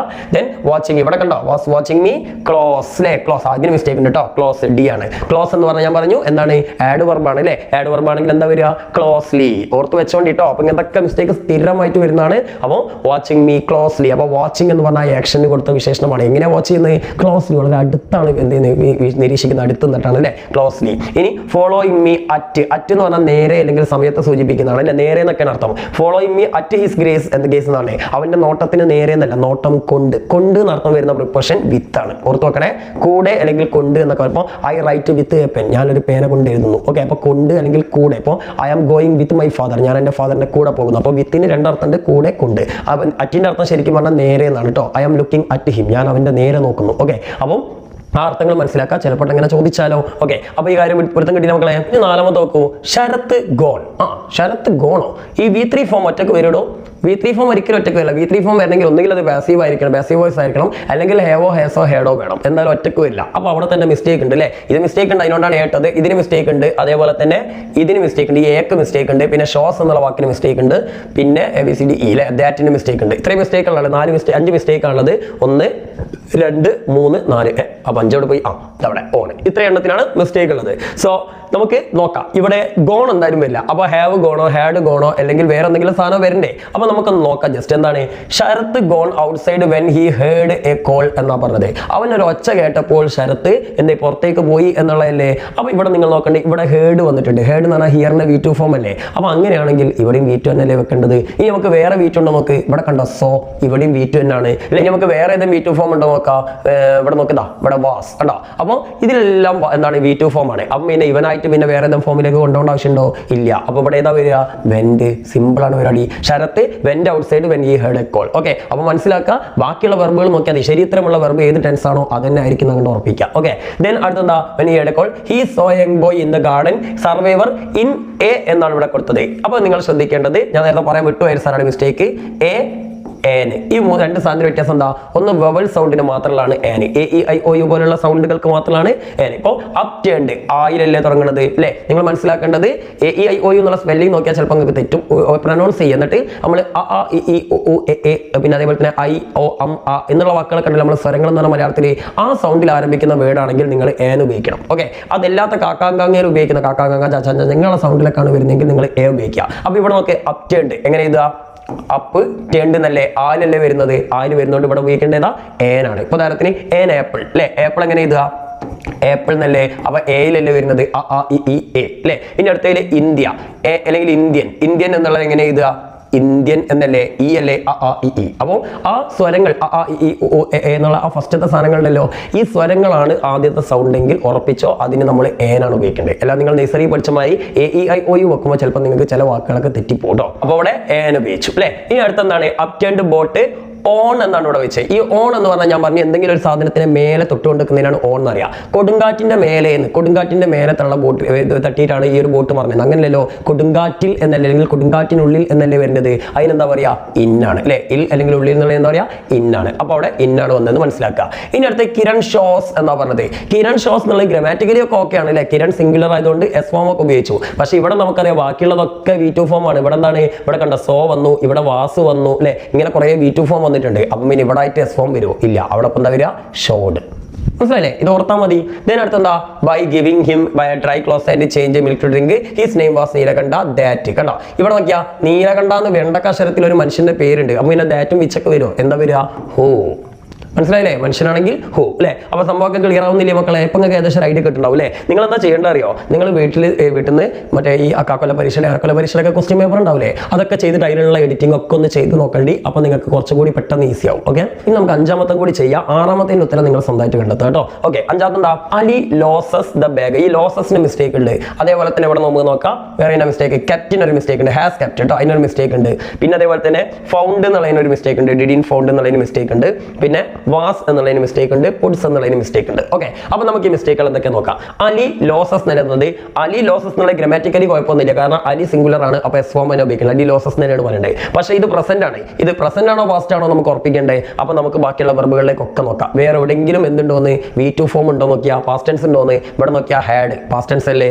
പിന്നെ നോക്കി ഇനി വേറെ എന്താ നോക്ക്? ഹി സെർച്ച്ഡ് പാസ്റ്റ് ടെൻസ് അല്ലേ. ഇനി കൂടുതൽ നോക്കേണ്ട ആവശ്യമൊന്നുമില്ല അല്ലെ? ബാക്കി എവിടെ നോക്കി കഴിഞ്ഞാലൊക്കെ പാസ്റ്റ് ടെൻസ് ആയിരിക്കും നമ്മൾ അങ്ങോട്ട് ഉറപ്പിക്കുക. അപ്പൊ അങ്ങനെയാണ് അവിടെ ലോസസ് വരുമോ? ഇല്ല. ലോസിന്റെ V2 ഏതാ? Lost. Ali lost the bag in which he had kept the sisters shoes in vegetable shop. പച്ചക്കറി കടയിൽ വെച്ചിട്ട് അവന്റെ സിസ്റ്ററുടെ ഷൂ നഷ്ടപ്പെട്ടു എന്നാണ് പറഞ്ഞത്.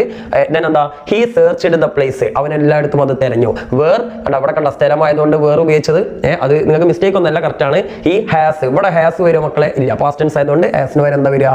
ഹാഡ് അല്ലെ? ഇവിടെ തന്നെ ഓർത്താൽ മതി. ഇവിടെ നമ്മൾ ഹാഡ് കണ്ടിണല്ലോ അല്ലെ? അവിടെ കണ്ടില്ല ഹാഡ്. അപ്പൊ അതേപോലെ തന്നെ ഹാഡ് എന്നല്ല ഇവിടെയും വരിക. അതൊക്കെ മനസ്സിലാക്കിയാൽ മതി. then he put his hand in the gap between the boxes but he didn't. did, do, does, did ഇതൊക്കെ വന്നു കഴിഞ്ഞാൽ വെർബിന്റെ ഏത് ഫോം വരുന്നതാ പഠിച്ചത്? V1 അല്ലേ? അപ്പം പിന്നെ ഫൗണ്ട് എന്ന് വരുമോ? ഇല്ല. ഫൗണ്ടിന്റെ V1 ഏതാ? ഫൈൻഡ് ആണ്. അപ്പോൾ അടുത്ത മിസ്റ്റേക്ക് ഏതാ? ഫൈൻഡ്. ഡിഡിന്റ് ഫൈൻഡ് എന്ന് പറയില്ല, ഡിഡിന്റ് ഫൗണ്ട് എന്ന് പറയില്ല. ഓക്കെ, ഇനി അടുത്തെന്താ? Then he puts. ഹി വന്നാൽ എസ് ഫോം ഒക്കെ വരാം, അതൊക്കെ കുഴപ്പമില്ല. പക്ഷെ കുഴപ്പം എന്താ?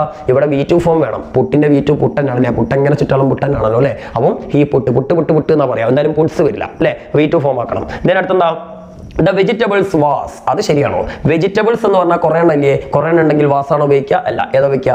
വേർ. അവിടെ കൊണ്ടിട്ട് 6 എഴുതരുത്, പ്രസന്റ് അല്ല പാസ്റ്റ് ആണ്. ഓക്കെ, അപ്പം മിസ്റ്റേക്കുകൾ മനസ്സിലായില്ലേ?